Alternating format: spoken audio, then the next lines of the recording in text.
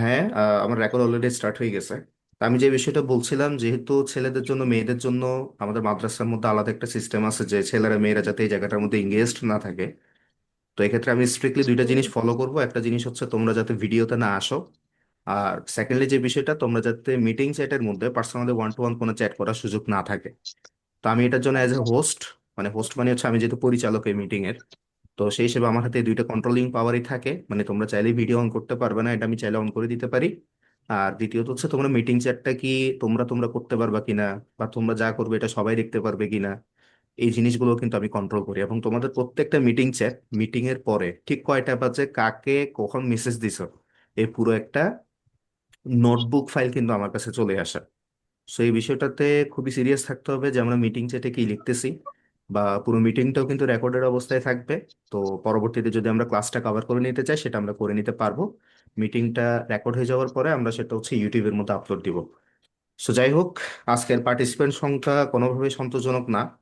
এখন আহ, তোমাদেরকে কোনোভাবে ফিল হচ্ছে যে স্যার আপনাকে তো দেখতেছি না, এই জন্য মনে হচ্ছে না যে আসলে খুব ইন্টারেক্টিভ কোনো ক্লাস নিচ্ছেন, আপনাকে একটু দেখতে চাই, এটা কি কোনো ইচ্ছা আছে মশিউর?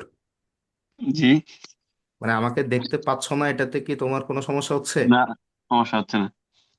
আচ্ছা ঠিক আছে। বা- মানে জিনিসটা আমার কাছে কেমন জানি মনে হয় যে তোমরা আমাকে দেখতে পাচ্ছ না। আচ্ছা আমি একটু একটু ওয়েট করো, আমি একটু সেট আপটা নিয়ে আসি। ঠিক আছে। সরি আমি কাকে একটু কেউ তো আসতেছে না। না, আমার কাছে হচ্ছে আমি একজনকে পেলে একজনকে নিয়েও ক্লাস করবো, এটাতে আমার কোনো ধরনের আপত্তি নেই, ঠিক আছে? তোমরা জি, যে ঠিক আছে। তিনজন আসছো এটা আমার কাছে বোনাস পয়েন্ট। আচ্ছা। আমার তো কথা হচ্ছে শুরু করে দিতে হবে। যদি তোর ডাক শুনে কেউ না আসে তবে একলা চলো, একলা শুরু করতে হবে। দেখবে আস্তে আস্তে আমাদের মিটিং গুলোতে 10 জন 15 জন এভাবে আসা শুরু করছে। শুরু না করলে এভাবে তো কেউই আসবে না, বুঝো না এই বিষয়টা? জি, বুঝছি। তোমাদের জন্য একটা প্লাস পয়েন্ট হচ্ছে 10 15 20 জন যদি আসে, তাহলে এটা হ্যাঁ, অনেকটা একটা কোচিং এর মতো হয়ে যায়। কিন্তু যখন তোমরা মাত্র 2 3 জন থাকবা, তখন তোমরা সেই জিনিসটা আমার মানে যে জিনিসটাই জানতে চাচ্ছ সেটা একদম ওয়ান টু ওয়ান কানেক্টেড হয়ে শিখে নিতে পারবা, যে স্যার এই জিনিসটা তো বুঝিনি। এখন অনেকের সামনে থাকলে দেখা যায় অনেক প্রশ্ন করা হয়ে ওঠে না, যেটা ওয়ান টু ওয়ান থাকলে করা হয়ে ওঠে। বুঝতে পারছি? হ্যাঁ। তো জি। আমি আশা করব, আচ্ছা আজকের মিটিং এর পর আমি একটা জিনিস তোমাদেরকে ক্লিয়ার করে দিব, যে তোমরা যদি আমার কাছে কোনো মেসেজ করতে চাও তাহলে সেটার ফর্মালিটি কি হবে। রেজ হ্যান্ড বলে একটা অপশন আছে। তারপর এখন আমি দেখতে পাচ্ছি মিটিং এর মধ্যে একজন আসছে, স্যামসাং SM1A15P। মানে ওর নামটা আসলে কি, সে তার নামটা রিনেম করে নিতে হবে। আমি যাতে অ্যাড্রেস করতে পারি যে এখানে আমাদের সাথে কারা কারা আছে, এবং হচ্ছে আমাদের স্টুডেন্ট কিনা ওরা, বা পরবর্তীতে আমি ওর সবকিছু হচ্ছে কানেক্টেড হয়ে ট্র্যাক করতে পারবো। আচ্ছা নামটা বলতে হয় না, বেসিক্যালি ওই যে স্ক্রিনের একদম নিচে পার্টিসিপেন্টস একটা অপশন থাকে, সেখানে গিয়ে ক্লিক করার পর একদম উপরে তোমার এই নামটা দেখা যাবে, স্যামসাং এই নামটা।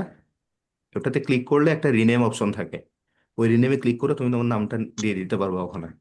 তাহলে আমি বুঝতে পারবো আসলে তুমি কে।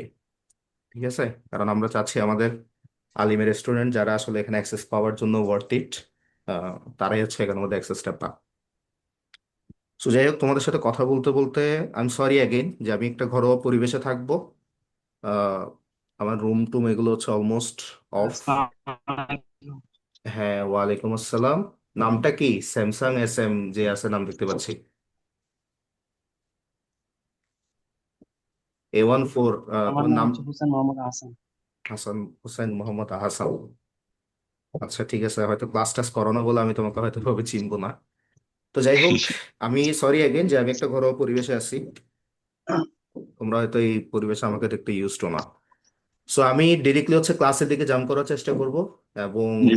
আশা করব যে পরবর্তী প্রত্যেকটা মিটিং হচ্ছে তোমরা কানেক্টেড থাকবা, এবং হচ্ছে টাইমলি চলে আসা ট্রাই করবা। সো এই মিটিংটা কেন, এই যে এই কেনটা নিয়ে আমি একটু হালকা করে কথা বলার চেষ্টা করি। তোমরা অলরেডি অবগত আছো যে তোমাদের পরীক্ষাটা হয়তো আচ্ছা তোমাদের সবাইকে আমি একটু মিউট করে দিই, ঠিক আছে? কথা বলার সময় হলে তোমরা সেম সিস্টেমে আবার মিউট করতে পারবা, কোনো সমস্যা নেই।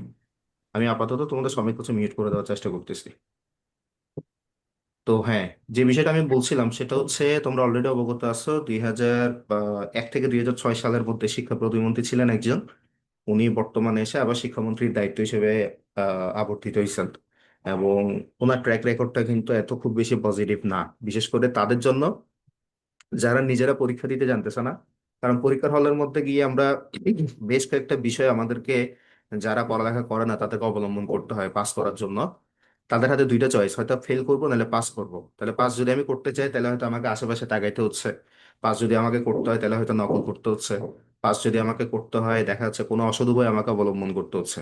কিন্তু এই ভদ্রলোক এতটাই সিরিয়াস যে মানে উনি লিটারেলি ওনার টিম নিয়ে বা উনি সহ কিভাবে কোন দিকে কি করবে তোমরা অলরেডি অবগত আছো, অনেকে অবগত আছে, তারপর আমি আবার রিমাইন্ডে দিয়ে দিচ্ছি যে বিভিন্ন জায়গায় হচ্ছে উনি হেলিকপ্টার নিয়ে ডিরেক্টলি হচ্ছে কি করছে, ল্যান্ড করছে।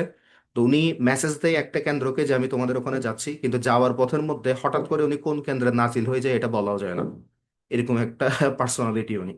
এবং আমি যদি রাউজানের কথা বলি, বা একটা সময় 2001-এর পরে 2002-2003 হবে মেবি, গহিরা মাদ্রাসার মধ্যে কেন্দ্র সচিব এবং উপ সচিব ওখানে মেবি হচ্ছে ছিল। এবং পরীক্ষার মধ্যে লিটারেলি কিছু নকল পাওয়া গেছে, এবং কেউ কেউ এভাবে আশেপাশে দেখে হচ্ছে পরীক্ষাটা দিচ্ছিল। তো উনি করে কি, কোনো হলে ঢুকার সময় আহ, প্রথমে উনি ঢুকে না, প্রথমে হলের যে দুইটা তিনটা গেট আছে ওই গেটগুলো দিয়ে ধুমধাম করে ক্যামেরাম্যান ঢুকাই দেয়। তো ক্যামেরাম্যানে ডিরেক্টলি গিয়ে এরকম স্টুডেন্টদের ফুটেজটা আগে প্রথমে নিয়ে ফেলবে, তারপর উনি ঢুকবে, দুই চারটা নকল বা এটা সেটা করে উনি নিবে। নেওয়ার পরবর্তীতে গিয়ে তোমার মানে নিয়ে ফেলার পরবর্তীতে গিয়ে সচিব এবং কেন্দ্র সচিব যারা আছে তাদেরকে খুব জোরে একটা পাঞ্চ মারছে, মানে ঘুষি মারছে। এমন ঘুষি মারছে যে একজন লিটারেলি নালায় পড়ে গেছে। মানে বুঝো তুমি, কয়েকটা মাদ্রাসার পরীক্ষা দিচ্ছে সেখানের কেন্দ্র সচিব, মানে ডেফিনেটলি উনি ওই মাদ্রাসার হয়তো প্রিন্সিপাল। বুঝতে পারছি বিষয়টা। তো ফাইনালি কি যে ঘটনাটা ঘটছে সে ঘটনাটা হচ্ছে তোমার 12 থেকে 13 জনকে অ্যারেস্ট করে ডিরেক্টলি হচ্ছে থানায় দিয়ে দিছে, স্টুডেন্টদের মধ্যে আর কি। আর কেন্দ্র সচিব যে আছে তাদের বিরুদ্ধে পানিশমেন্টের স্টেপ নিচ্ছে, যেটা সরকারিভাবে নেওয়া পসিবল। তো এখানে যে বিষয়টা সেটা হচ্ছে, তোমরা জানো আমাদের যিনি প্রিন্সিপাল মহোদয় উনি যথেষ্ট সম্মানী একজন মানুষ। তো আমি আমার জায়গা থেকে রোজার মতো বন্ধের সময়ের মধ্যে তোমাদের ক্লাসটা নেওয়ার পিছনে অন্যতম দুইটা রিজন। প্রথম যে রিজনটা ডেফিনেটলি তোমরা এই জিনিসটা জানো যে রোজার মধ্যে তোমরা যদি পড়ালেখার মধ্যে না থাকো তাহলে আলটিমেটলি তোমাদের পড়ালেখার সাথে ওই কানেকশনটা থাকবে না। তো দেখা যাচ্ছে রোজার পরে এসে যখন 1 মাসের একটা গ্যাপ নিয়ে তোমরা যখন রোজার পরে এসে ক্লাস করবা, মানে অনেক কিছু দেখেও যে জিনিসটা করছো সেই জিনিসটা তোমাদের কাছে নতুন মনে হবে। তো অ্যাজ এ স্টুডেন্ট তোমাদের পড়ালেখার সাথে কানেক্টেড লেস হওয়াটা আমার উচিত মনে হচ্ছে না। সো দ্যাটস হচ্ছে আমার জায়গা থেকে তোমাদের ক্লাসটা নেওয়া, এবং তোমরা যাতে পরীক্ষাতে ভালো একটা অ্যাচিভমেন্ট আসতে পারো। এবং আমার যেটা হাই ইন্টারেস্ট সেটা হচ্ছে তোমাদের কোনো 1% বিহেভিয়ারের কারণে যাতে মাদ্রাসার কর্তৃপক্ষ, মাদ্রাসা প্রিন্সিপাল হুজুর এবং হচ্ছে ওভারঅল মাদ্রাসার যে ফেমটা আছে সেই ফেমটা যাতে কোনোভাবে ক্ষতিগ্রস্ত না হয়। এটা হইতে পারে পরীক্ষার হলের এনভায়রনমেন্ট, আর এটা হচ্ছে তোমাদের কি বলে তোমাদের ওভারঅল যে রেজাল্টটা আছে সেই রেজাল্টটা। তো গত বছর আমরা রেজাল্টের একটা বিপর্যয় দেখছি, এই বছর দেখাটা খুব অস্বাভাবিক কিছু না। কারণ যিনি শিক্ষামন্ত্রী আছেন উনি যখন প্রতিমন্ত্রী ছিলেন ওনার যে প্রত্যেকটা স্টেপ ছিল ওই স্টেপের এগেনস্টে তখন এসএসসি তে পাস ছিল মনে হয় 29%। মানে বুঝো তুমি, প্রতি 10 জনের মধ্যে 7 জন ফেল, 3জনও পাস করে নাই, এরকম একটা রেশিও ছিল স্টাডির।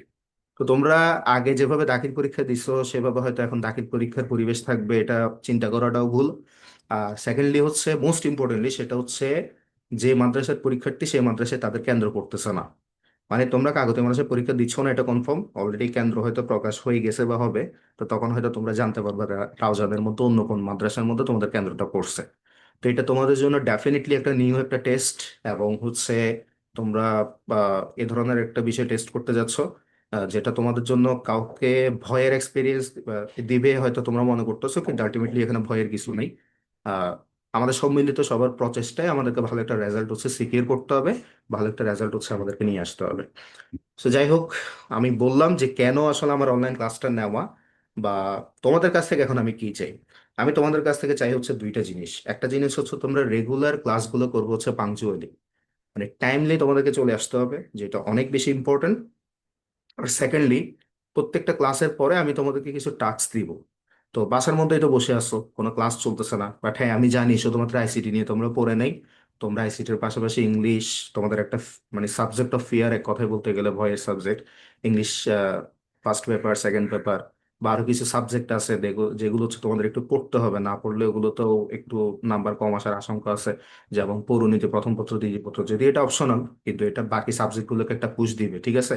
তারপর বালাগাত মান্তিক, এরপর হচ্ছে তোমার আরবি দ্বিতীয়, বাংলা দ্বিতীয়, মানে এক এক জনের হচ্ছে এক একটা ভয়ের সাবজেক্ট আছে। সো এই জিনিসগুলো তোমরা হচ্ছে কভার করার চেষ্টা করবা, শুধুমাত্র আইসিটি না। তো আইসিটিটা যেহেতু গত বছরের রেকর্ড এত খারাপ এবং বর্তমান প্রেক্ষাপটের মধ্যে এসেও আহ, এটাকে এত লাইটলি নেওয়ার কোনো বিষয় আমি দেখি না। সো খুব সিরিয়াসলি তোমরা জিনিসটাকে নিবা। আর এই অনলাইন ক্লাসটা অনেক বড় একটা ব্লেজিং, আমি মনে করি অনেক বড় একটা আশীর্বাদ, বিশেষ করে যারা হচ্ছে ক্লাস করে নাই তাদের জন্য। কারণ এই ক্লাসগুলো করার মাধ্যমে আইসিটির সাথে তোমার একটা মেলবন্ধন তৈরি হবে, একটা মানে ব্রিজ অফ নলেজ তৈরি হবে। তো এই যে সেতু বন্ধনটা তৈরি হবে, সেটার কারণে পরবর্তীতে যখন তুমি ঈদের পরে যখন কোচিং গুলো স্টার্ট করবা, ওই সময়টাতে তোমার জন্য এটা বড় একটা মানে ফুয়েল হিসেবে কাজ করবে। মানে একটা গাড়ি চলতে যেরকম হচ্ছে প্রথমে তেল ঢুকাইতে হয়, ডিজেল অকটেন হোয়াট এভার ঢুকাইতে হয়, ঠিক একইভাবে হচ্ছে তুমি, এটা তোমার ডিজেল অকটেন হিসেবে কাজ করবে, একটা ফুয়েল হিসেবে কাজ করবে। তুমি যদি এর পরবর্তীতে ক্লাসে আসো, তুমি জিনিসগুলোকে ডট পয়েন্ট গুলোকে ঠাস ঠাস কানেক্ট করে ফেলতে পারবে। সো এটা বড় একটা ব্লেজিং, বড় একটা আশীর্বাদ আমি মনে করি, যারা কোনোদিন ক্লাস করে নাই বা ক্লাসের সংখ্যা খুবই কম ছিল, এবং মোস্ট ইম্পর্টেন্টলি হচ্ছে আইসিটি কিছুই বুঝে না, ঠিক আছে, তাদের জন্য। তো যাই হোক, আর আমি আরেকটা যে বিষয়টা তোমাদের কাছ থেকে চাই, তোমরা এখানের মধ্যে মিটিং এর কি চ্যাট করতেছো না করতেছো সবগুলোই রেকর্ডেড, তোমরা কি কথা বলতেছো সবগুলোই রেকর্ডেড। তো ছেলেমেয়েরা এখানে আসো বাট নাই, বিষয়টা হচ্ছে এরকম, মানে আমি ওইরকম একটা এনভায়রনমেন্ট এখানের মধ্যে মেনটেন করার চেষ্টা করব। আহ, এখানে এরকম করার কোনো সুযোগ নাই যে ছেলেরা মেয়েরা একসাথে আসি, আচ্ছা অমুককে তো আমি একটা মেসেজ দিতে পারি, হ্যাঁ, তারপর হচ্ছে অমুকের সাথে তো যোগাযোগ করতে পারি, এ ধরনের কোনো পরিস্থিতি আমি অ্যাজ এ হোস্ট এখানের মধ্যে রাখি নেই, বাই ভিডিও, বাই অডিও, আর বাই চ্যাট। জাস্ট তোমরা আসো, ক্লাসটা দেখতেছো, that's it, nothing more than that, okay. তো যাই হোক, আমি আহ, আজকে আসলে তোমাদের স্টাডি প্ল্যান কোনো কিছুই নিয়ে বসি নেই। খুবই র্যান্ডমলি আমি আজকে প্রথম ক্লাসটা, এটাকে তোমরা ওরিয়েন্টেশন ক্লাস হিসেবে নিতে পারো। তো ওই জায়গাটা থেকে আমি খুবই র্যান্ডমলি আসলে জানতে চাচ্ছিলাম যে আসলে আমরা কোন টপিকের দিকে জাম্প করব। মানে হচ্ছে আমাদের অলরেডি তোমরা জানো যে আমাদের ছয়টা অধ্যায় আছে। এই ছয়টা অধ্যায়ের মধ্যে তোমার হচ্ছে এক্সকিউজ মি,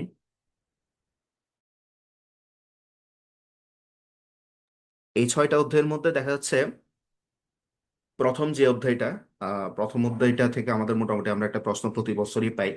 দ্বিতীয় অধ্যায় যেটা আছে সেখান থেকে একটা তো আমরা মাস্ট বি পাবো, কিন্তু ইন কেস যদি আমাদের লাক ফেভার করে আর কি, তাহলে দ্বিতীয় অধ্যায় থেকে আমরা দুইটা পাওয়ার সম্ভাবনাটা অনেক বেশি, ঠিক আছে, মানে যদি আসে আর কি। তারপর থার্ড চ্যাপ্টার যেটা আছে আমাদের number system and logic gate যেগুলো আছে, মানে ডিজিটাল ডিভাইস।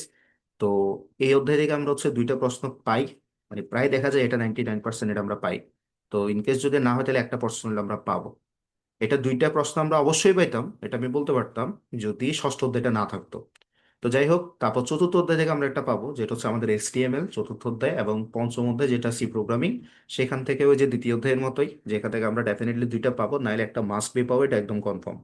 আর ষষ্ঠ অধ্যায় থেকে পাওয়া না পাওয়া নিয়ে এখনো কনফিউশন আছে, তবে যেহেতু এটা তোমাদেরকে দিছে, মানে ডেটাবেস ম্যানেজমেন্ট সিস্টেম যেটা আছে ডিবিএমএস, সেটা তোমরা মানে সিকিউর জন্য আপাতত এই জিনিসটাকে অ্যাভয়েড করলেও করতে পারো, এটাতে কোনো অসুবিধা নাই। কারণটা হচ্ছে আমরা আমাদেরকে হচ্ছে সৃজনশীল প্রশ্ন সিকিউ দেখা হচ্ছে, এটা হলো আটটা, আটটা থেকে আমাদেরকে লিখতে হয় পাঁচটা। তো পাঁচটাতে হচ্ছে জ্ঞান, অনুধাবন, উচ্চতর দক্ষতা, এবং হচ্ছে তোমাদের যেটা প্রয়োগমূলক, এগুলোতে 1 2 3 4 করে টোটাল 10 নম্বর থাকে। পাঁচটাতে হচ্ছে আমরা 50 নম্বর ওখানে মধ্যে সিকিউর করি। তো দেখো, আইসিটি হচ্ছে এমন একটা সাবজেক্ট যে সাবজেক্টের কোনো পুশ আপ সাবজেক্ট নেই। মনে করো যেটা হয় যে বাংলা প্রথমকে বাংলা দ্বিতীয় টানতেছে, তুমি বালাগাত মান্তিকের মধ্যে যদি দেখা যায় 70 পাও, তারপর ইসলামের ইতিহাসে দেখা যায় 90 পাও, সেটা 70 এবং 90 মিলে অ্যাটলিস্ট 160 হয়েছে, যেটা তোমার A+কে সিকিউর করবে। এরকম কোনো কম্বাইন্ড সাবজেক্ট আইসিটি না। এটা হচ্ছে একটা বিষয়। আর সেকেন্ডলি যে বিষয়টা সেটা হচ্ছে আহ, মানে আইসিটি কে তো সাবজেক্ট সাপোর্ট দেওয়ার কেউই নাই, এবং অপশনাল সাবজেক্ট এটাকে কিন্তু সাপোর্ট দেয় না। অপশনাল সাবজেক্ট কম্পালসরি সাবজেক্ট পুরোটাকে হচ্ছে সাপোর্ট দেয়। মানে তোমরা তো জানো অলরেডি পৌরনীতির মধ্যে একটা মার্ক কেটে রেখে দিয়ে এটার উপরে তুমি বাড়তি যে নাম্বারটা পাবা সেই নাম্বারটা হচ্ছে তোমার টোটাল নাম্বারের মধ্যে হচ্ছে অ্যাড হয়ে ওইটাকে ডিভাইড করে দিবে।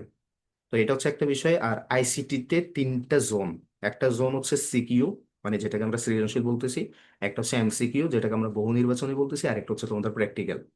তো তো তোমাদের সিকিউ তো হচ্ছে 50, এমসিকিউ তো হচ্ছে 25, এবং হচ্ছে প্র্যাকটিক্যাল হচ্ছে 25। তো সবচেয়ে আরেকটা দুর্বিষহ বিষয় বলবো না কি বলবো আমি জানি না, বাট এখানের মধ্যে হচ্ছে তোমাদের সিকিউর মধ্যে তোমাদের আলাদা পাস করতে হবে, এমসিকিউতে আলাদা পাস করতে হবে, এবং হচ্ছে তোমাদের হচ্ছে প্র্যাকটিক্যাল আলাদা পাস করতে হবে। সো প্র্যাকটিক্যালের পাসটা তো বা সামহাও আমি কন্ট্রোল করি, সেই হিসেবে আমি চাইবো না যে তোমরা প্র্যাকটিক্যালি ফেল করো, কিন্তু সিকিউ এবং এমসিকিউ টোটাল রিস্কটা কিন্তু তোমাদের হাতে নিতে হবে। তো এমসিকিউতে যদি তোমরা একটা বেটার পারফরমেন্স করতে চাও, সেটার জন্য সবচেয়ে বেস্ট হচ্ছে তোমাদের যে টেক্সট বুকটা আছে, মানে আমি স্পেশালি যদি যেটা সাজেস্ট করছি মুজিবুর রহমানের বই, সেই বইটা তোমরা লাইন বাই লাইন হাইলাইট করে দাগানো দাগানো দাগিয়ে পড়াটা মানে খুবই ইম্পর্টেন্ট। মানে এটার না আসলে কোনো প্ল্যান বি নেই, মানে এটা করতে হবে এরকম। কারণ দেখো, আমরা হয়তো এমসিকিউর জন্য কোথায় যাই, সাজেশনে যাই। এমসিকিউর জন্য আমরা হচ্ছে গাইডের যেগুলো আছে এগুলো আমরা কভার করি। তো দেখা যাচ্ছে তুমি যদি গাইডের গুলো কভার করো এবং ওগুলো কভার করো, দেখা যাচ্ছে এটা অনেকটা কি হয়, তুমি প্রশ্ন দেখতেছো, 4টা অপশন দেখতেছো, মাথায় ঢুকতেছে, মানে 20, 50টা 100টা পড়ার পরে তোমার মাথা থেকে ওই জিনিসটা ছুটে যাবে। তাহলে তুমি কিভাবে মনে করো যে 4টা 5টা 6টা অধ্যায় থেকে, মানে এক একটা অধ্যায় থেকে যদি 2000 2,500 করে এমসিকিউ থাকে, প্রায় 12-13 হাজার এমসিকিউ তোমার মনে থাকবে? এই জিনিসটা আসলে চিন্তা করাটাও বোকামি। আবার অনেকে মনে করে কি সাজেশন থেকে আমি কমন ফেলানোর চেষ্টা করব। হ্যাঁ, কমন পড়ে না আমি সেটা বলতেছি না, বাট 20% কমন থাকে। সাজেশনের মধ্যে বিগত কয়েক বছরের যে এমসিকিউ গুলো ওরা এটা শর্ট লিস্ট করে, এবং তুমি যদি টেস্ট পেপার যদি কিনে থাকো তাহলে টেস্ট পেপার থেকেও কিছুটা কমন ফেলতে পারবা, মানে বিভিন্ন মাদ্রাসার যে আইসিটি প্রশ্নগুলো হয়েছিল আর কি তাদের টেস্টের মধ্যে। তো এখানে কিছু কমন ফেলা যায়, আমি অস্বাভাবিক বলতেছি না যে কমন ফেলতে পারবা, কিন্তু 100% মানে 25 মার্কসের মধ্যে তুমি 5 থেকে 7 মার্ক এখানে সিকিউর করাটা মোর দেন কনফার্ম আর কি। তো যারা ভালো রেজাল্টের জন্য চাচ্ছ বা ভালো পাসের জন্য চাচ্ছ, তো তোমাদের জন্য সবচেয়ে বেস্ট হচ্ছে তোমাদের আইসিটি বইটাকে খুব ভালোভাবে হাইলাইটার একটা পেন নিয়ে নিবা, হাইলাইটার পেন দিয়ে সুন্দর করে সেগুলো দাগিয়ে দেওয়ার চেষ্টা করবা। সো আমি যখন কোনো একটা টপিক পড়াবো ওখান থেকে কি কি এমসিকিউ আসার সম্ভাবনা আছে আমি সেটা নিয়ে একটু ডিসকাস করবো। তো তোমাদের এমসিকিউ কিন্তু 3 ধরনের হয়। ওখানের মধ্যে জ্ঞানমূলক হয়, মানে একদম ডিরেক্টলি 4টা অপশন দেওয়া থাকবে, একটা তুমি নিবা। আর কিছু দেখতে পাই হচ্ছে আমরা অভিন্ন তথ্য ভিত্তিক, মানে হচ্ছে একটা ছোট্ট উদ্দীপক দিবে, সেটার উপর 2টা প্রশ্নের উত্তর করতে বলবে। আবার আরেক ধরনের তোমাদের থাকে, দেখা যাচ্ছে হচ্ছে বলা হয় একটা ইয়া দিয়ে 4টা অপশন দিয়ে বলা হয় নিচের কোনটি সঠিক, 1 ও 2, 2 ও 3, 1 ও 3, 1, 2 ও 3, এইরকম কিছু হচ্ছে তোমাদের বহুপদী সমাপ্তি সূচক প্রশ্ন আছে। তো তোমরা যখন বই পড়বা তখন এই তিনটাতে কাভার করবা ঠিক, কিন্তু তোমাদের হচ্ছে এখানে সৃজনশীল টাইপের যে প্রশ্নগুলা, মানে ওই জিনিসটার মূল থিমটা তোমাদের টেক্সট বুকে ক্লিয়ার হয়ে যাবে, বাট তোমরা ওই সাজেশন থেকে এবং হচ্ছে টেস্ট পেপার থেকে এইগুলোও কভার করে ফেলবা। মানে text book will be the first priority, এবং সেকেন্ড জোনে প্রায়োরিটি লিস্টে যদি আমি তোমাকে বলি তাহলে সেই জায়গাটা ডেফিনেটলি থাকবে হচ্ছে তোমাদের এই যে ইয়েটা আছে, এই তোমাদের টেস্ট পেপার এবং হচ্ছে সাজেশন এগুলো রাখবা। ঠিক আছে? তো গাইড বুকটা হচ্ছে বিশাল একটা আটলান্টিক মহাসাগর, এখানে নামলে তুমি কোনো কুল পাবা না। ঠিক আছে? এবং লিটারেলি তোমার মাথা থেকে সবগুলো ব্ল্যাঙ্ক আউট হয়ে যাবে, কিচ্ছু মাথায় ঢুকবে না। তো আমরা মোটামুটি একটা প্ল্যান ম্যাপ দাঁড় করাই ফেলছি যে আমরা কি আমাদের আছে, আমাদের পরীক্ষাতে ভালো করার জন্য আমাদের কিভাবে প্ল্যানিংটা নিতে হবে। কারণ একটা কথাই আছে, তুমি যুদ্ধে নামার আগে যদি পরিকল্পনা করে ফেলো তাহলে 50% যুদ্ধে তুমি জিতে গেছো। তো এখন আমাদের সিকিউ 5টা যদি আমরা ভালো প্রশ্ন কাভার করতে চাই, তাহলে আমাদের যে কয়েকটা অধ্যায়ে ডেফিনেটলি আমাদেরকে কি করতে হবে, মানে প্রস্তুতি নিতে হবে। সেটা হচ্ছে আমাদের প্রথম অধ্যায়, দ্বিতীয় অধ্যায়, তৃতীয় অধ্যায়, চতুর্থ অধ্যায়, পঞ্চম অধ্যায়। এখন এই 5টা অধ্যায় তারাই ভালোভাবে প্ল্যানিং নিবে যারা বলতেছে অ্যাট এনি কস্ট আমি আইসিটিতে প্লাস ছাড়বো না, মানে অ্যাট এনি কস্ট আমার আইসিটিতে প্লাস আসতেই হবে। এরাই 5টা অধ্যায় ডেফিনেটলি মার্কে রাখতে হবে। আর যাদের জন্য দেখা যাচ্ছে যারা অতটুকু কনফিডেন্ট না যে আমি তো স্টুডেন্ট হিসেবে ভালো না, আমি তো ক্লাস করি নাই, এখন তোমাদের তো পাশের বিষয়টাও আমাকে চিন্তা করতে হবে, এবং আমি ডেফিনেটলি চাইবো তোমরা হচ্ছে অ্যাটলিস্ট এ গ্রেড ক্যাটাগরির কোনো একটা মার্ক তোমরা যাতে সিকিউর করতে পারো। সেটার জন্য অ্যাটলিস্ট তোমাদের মানে যেগুলো টেকনিক্যাল চ্যাপ্টার না, টেকনিক্যাল চ্যাপ্টার হচ্ছে এখানের মধ্যে তৃতীয় অধ্যায়, চতুর্থ অধ্যায়, পঞ্চম অধ্যায়। টেকনিক্যাল চ্যাপ্টার না যেগুলা, সেগুলো বাদ দিয়ে আমি যদি ধরি, তাহলে তুমি যদি শুধুমাত্র প্রথম অধ্যায় এবং দ্বিতীয় অধ্যায়কে টাচ করো, তাহলে তুমি 20 নম্বর কমন ফেলতে পারবা, মানে 50-এর মধ্যে 20 কমন ফেলতে পারবা, এটা ফর শিওর।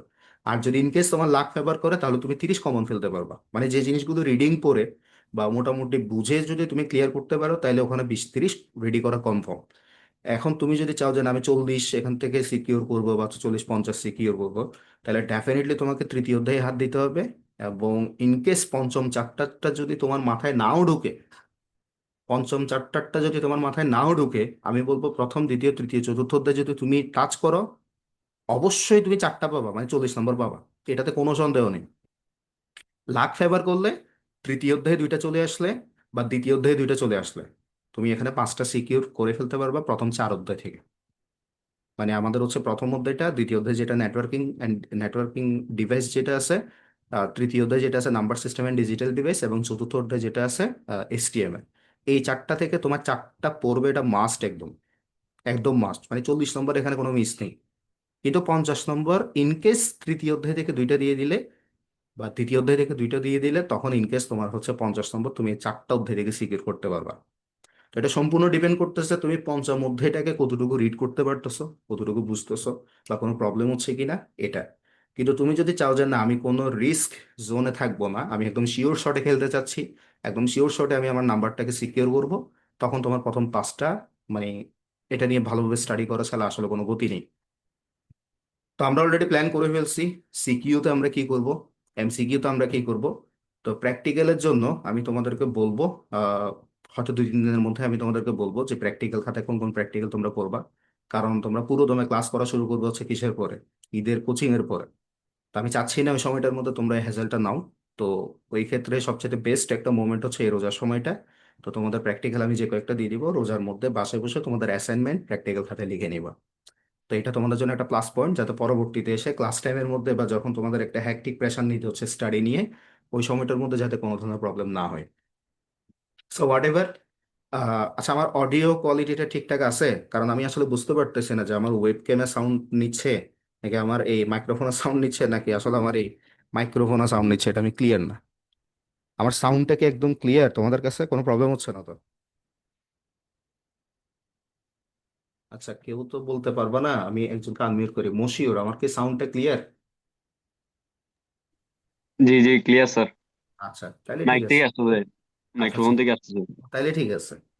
আমি এটা, এখানে 3টা অডিও ইনপুট আছে, তো আমি ওই জায়গাটা আসলে একটু কনফিউজড। যাই হোক, এখন চ্যাট বক্স অলরেডি ওপেন আছে তোমাদের।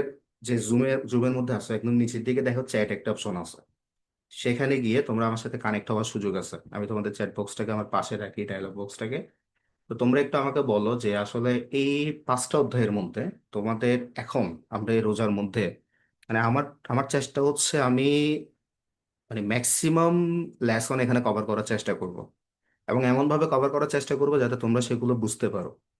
এখন আমরা ডিরেক্টলি কোন অধ্যায়ের দিকে গেলে সবচেয়ে বেস্ট হবে, যেটা তোমাদের মনে হচ্ছে একটা গ্যাপ তৈরি হয়ে গেছে, বা তোমাদের জিনিসগুলো মাথার উপর দিয়ে যায়, বা তোমরা এখনো পর্যন্ত ক্লিয়ার না, কোন চ্যাপ্টারটা? মানে first chapter, second chapter, third chapter, fourth chapter, কোন চ্যাপ্টারটা সেটা আমাকে একটু চ্যাটের মধ্যে জানাও। যে স্ক্রিনের নিচে একটা চ্যাট অপশন আছে, সেখানে গিয়ে আমাকে বলো যে আসলে আমি শুরু থেকে কোন অধ্যায়টাকে শুরু করবো, তোমাদের পার্সোনাল ইন্টারেস্টটা আসলে কিসের।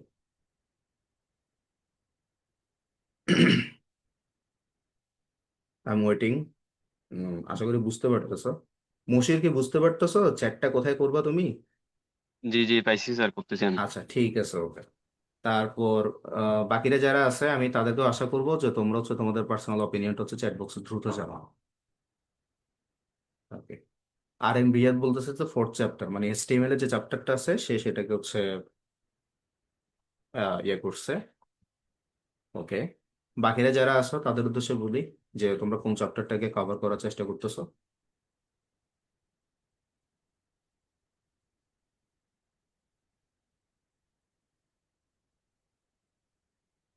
আমার সমস্যা তৃতীয় আর পঞ্চম অধ্যায়ের প্রোগ্রামিং।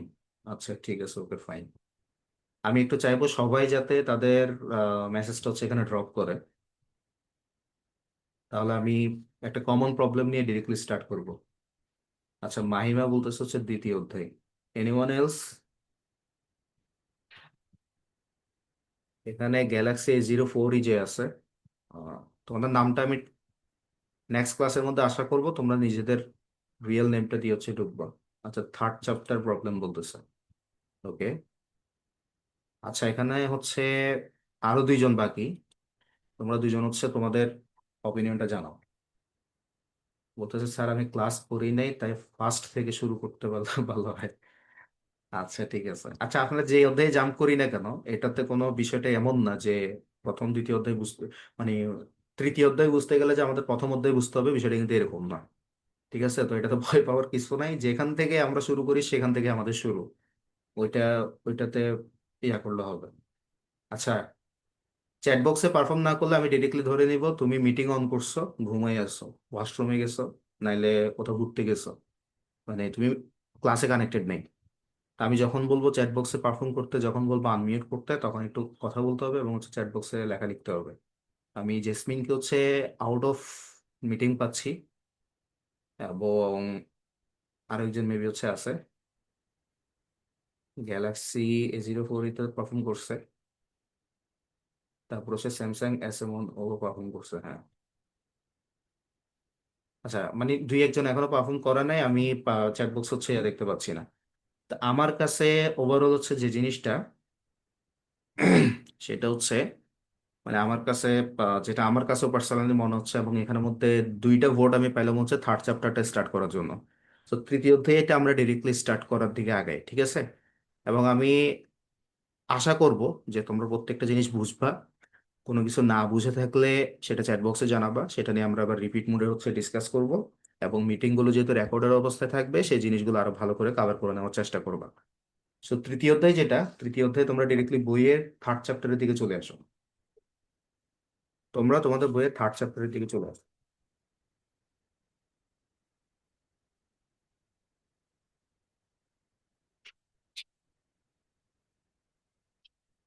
আচ্ছা, জেসমিনও বলতেছে তো থার্ড চ্যাপ্টার, মানে বসেছিল এতক্ষণ যে আমি আসলে কোন অধ্যায়টা ধরি না।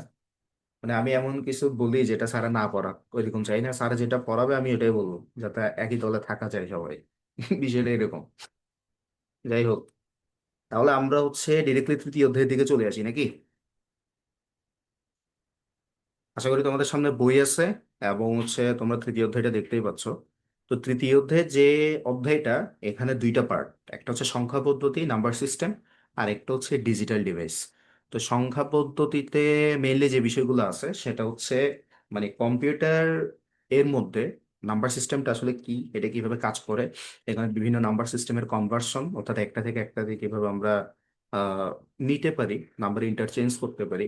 তারপর হচ্ছে এখানে বাইনারি যোগ বিয়োগ গুণ ভাগ, তারপর অক্টাল হেক্সাডেসিমালের যোগ বিয়োগ গুণ ভাগ আছে। তারপর হচ্ছে তোমার একের পরিপূরক, দুইয়ের পরিপূরক, সাইন নাম্বার যেটা চিহ্নযুক্ত সংখ্যা, এবং বিভিন্ন ধরনের বিষয় আছে। তো এই বিষয়গুলো হচ্ছে নাম্বার সিস্টেমের পার্ট। করতে গেলে অনেক কিছু, কিন্তু আমরা শুধুমাত্র সেই জিনিসগুলোর উপর টার্গেট দিয়ে পড়বো যেগুলো আমাদের পরীক্ষার জন্য ইম্পর্টেন্ট। আমরা এখানের মধ্যে একটা রুল অ্যাপ্লাই করবো, সেটা হচ্ছে 80-20 রুল। মানে প্রত্যেকটা জায়গায় জিনিসটা চলে যে পরীক্ষার মধ্যে প্রতি বছরের প্যাটার্ন দেখলে বোঝা যায় এমন 80% কমন, যেটা অলওয়েজ আসেই। মানে বেজোরসাল ভিত্তিক, তোমরা যে সরি জোরসাল ভিত্তিক, এখন যেহেতু তোমরা 2026 সালে পরীক্ষা দিবা, তো জোরসাল ভিত্তিক আমরা একটা প্যাটার্ন বের করে ফেলবো যে আসলে কোন এক্সাক্ট টপিকগুলোর দিকে পড়লে আমাদের কনফার্ম আসবে। এখন দেখা যাচ্ছে বাইনারি যোগ বিয়োগ গুণ ভাগ আছে, অক্টালের যোগ বিয়োগ গুণ ভাগ আছে, হেক্সার যোগ বিয়োগ গুণ ভাগ আছে। এখন সবগুলো করতে গেলে তো আমাদের দেখা যাচ্ছে হচ্ছে কি মানে মাথার মধ্যে কিছুই থাকবে না। তো এখানে সবচেয়ে বেশি ইম্পর্টেন্ট হচ্ছে বাইনারি যোগ বিয়োগ গুণ ভাগ। তারপর এখানের মধ্যে হচ্ছে বাকিগুলো একটু হিন্টস দিয়ে যাব, বাট ওগুলোর উপর খুব বেশি আমরা টাইম দিব না। তারপরে গিয়ে হচ্ছে তোমার যেটা হচ্ছে কি দুইয়ের পরিপূরকটা হচ্ছে অনেক বেশি ইম্পর্টেন্ট। তো এইভাবে করে আমরা খুবই 80-20 প্রিন্সিপালের উপর ফোকাস দিয়ে, মানে এমন 80% ধরবো যেগুলো আসলে আমাদের হাইলি কমন, আর বাকি 20% আমরা জাস্ট টাচ করে চলে যাব। ঠিক আছে। তো এটার জন্য তোমরা একটু মেন্টালি প্রিপেয়ার থাকবা যে কোন একটা বিষয় আমি যখন বলবো যে দেখো এটা গুরুত্বপূর্ণ, ভাবি টপিকটা শুরু করার আগে বলবো এটা গুরুত্বপূর্ণ, তখন মাথার মধ্যে রাখবা, বি কনসিয়াস, যে এই টপিকটা হচ্ছে আমাকে খুব ভালো করে বুঝতে হবে। মানে তোমরা এই মিটিং এ ততক্ষণ যাবা না এই ক্লাস থেকে যতক্ষণ পর্যন্ত না আমি মানে তোমরা ক্লিয়ার হয়ে যেতে পারতেছো। আমিও ততক্ষণ এই ক্লাস থেকে উঠবো না যতক্ষণ ওই টপিকটার উপর তুমি ক্লিয়ার হচ্ছ। মানে মাথায় রাখবে এখন যা চলবে সেগুলো তোমার লাইফে আর সেকেন্ড টাইম রিপিট হবে না। মানে এগুলো তোমাকে ভালোভাবে ক্লাসটা করে যেতে হবে। So, আমরা যে বিষয়ে আছি সেটা হচ্ছে number system and digital device, আমাদের তৃতীয় অধ্যায় যেটা আছে। এবং এই অধ্যায়টা হচ্ছে খুবই ইম্পর্টেন্ট, 3 স্টার একটা চ্যাপ্টার, যেখান থেকে দুইটা মানে আসার চান্সটা একদম 110%। মানে দুইটা সৃজনশীল এখান থেকে আসবেই। তো খুব সুন্দর একটা চ্যাপ্টার তোমরা টাচ করছো। এবং এখানের মধ্যে প্রথমত যেটা আসতেছে সেটা হচ্ছে কি সংখ্যা আবিষ্কারের ইতিহাস। এখন সংখ্যা পদ্ধতিটা কিভাবে আসে এটা তো আমাকে বুঝতে হবে। আমরা তো জানি আমরা একটা সময় আদিম যুগের মানুষ ছিলাম, বনবাসে ছিল সবাই, গাছের ছাল বাকল পরে হুক্কা হুয়া ওলে লেলে বিভিন্ন রকমের কথাবার্তা বলে নিজেদের মধ্যে কমিউনিকেশন করতাম, যোগাযোগ করতাম। সো বিষয়টা কেমন জানি লাগে না যে আমরা সভ্য মানুষের মতো হয়ে গেছি, কথা বলতেছি 1 2 3 4 1 2 3 4 ওয়াহেদ ইসনা সালাসা আর বা খামসা এভাবে করে হিসাব করতেছি। তো হিসাবটা আসলে আসছে কোত্থেকে? বা কেউ যে একটাকে লিখতেছে এভাবেই কেন একটাকে লিখতেছে? কেউ আলিফের মতো করে এক কেন লিখতেছে? কেউ আবার ওয়ানের মতো ওয়ানটা কেন একের মতো লিখতেছে? মানে এটার পিছনে রিজনটা আসলে কি? সো এই বিষয়টা নিয়ে কথা বলতে গেলে পৃথিবীর প্রথম যারা সভ্য লেখালেখির ক্ষেত্রে মানে ইতিহাসের মধ্যে আসছে তারা হচ্ছে কি প্রাচীন মিশরীয়রা। তো এখানে চৈনিক সভ্যতা, যারা চীনের সভ্যতার আছে, যারা গ্রিক সভ্যতার আছে, গ্রিক সভ্যতার সময়ে তখনকার সময় যে দার্শনিকগুলো ছিল, মোস্ট ফেমাস ফিলোসোফার্স, আমি যদি প্লেটোর কথা বলি, এরিস্টলের কথা বলি, মানে এরা ছিল হচ্ছে গ্রিক সভ্যতার অনেক বড় ব্লেসিং, আশীর্বাদ। এবং তারা হচ্ছে সায়েন্সের ক্ষেত্রে বা ফিজিক্সের ক্ষেত্রে বা বিশেষ করে ফিলোসফির ক্ষেত্রে কিন্তু অনেক বড় বড় কিন্তু অবদান রাখছে। তো গ্রিক সভ্যতাটা ডেফিনেটলি একটা ইম্প্যাক্ট ফেলছে সিভিলাইজেশনের মধ্যে। এর পাশাপাশি তোমরা অলরেডি তোমাদের ইসলামের ইতিহাসের প্রথম অধ্যায়ের মধ্যে পড়ছো, মিশরীয় সভ্যতা, গ্রিক সভ্যতা, হিব্রু সভ্যতা, মেসোপটেমিয়া সভ্যতা, বিভিন্ন রকমের সভ্যতা আসলে আসছে। সো এর মধ্যে আজকে থেকে প্রায় 25,000 বছর আগে একটা রেকর্ড আমরা দেখতে পাই হিস্ট্রির মধ্যে। সেটা হচ্ছে তখনকার সময়ের মধ্যে হায়ারোগ্লিফিক্স, অর্থাৎ প্রাচীন মিশরীয়রা এক ধরনের লেখালেখি তারা দেখা যাচ্ছে নিজেদের মধ্যে বিনিময় করার জন্য তারা যেটা করতো।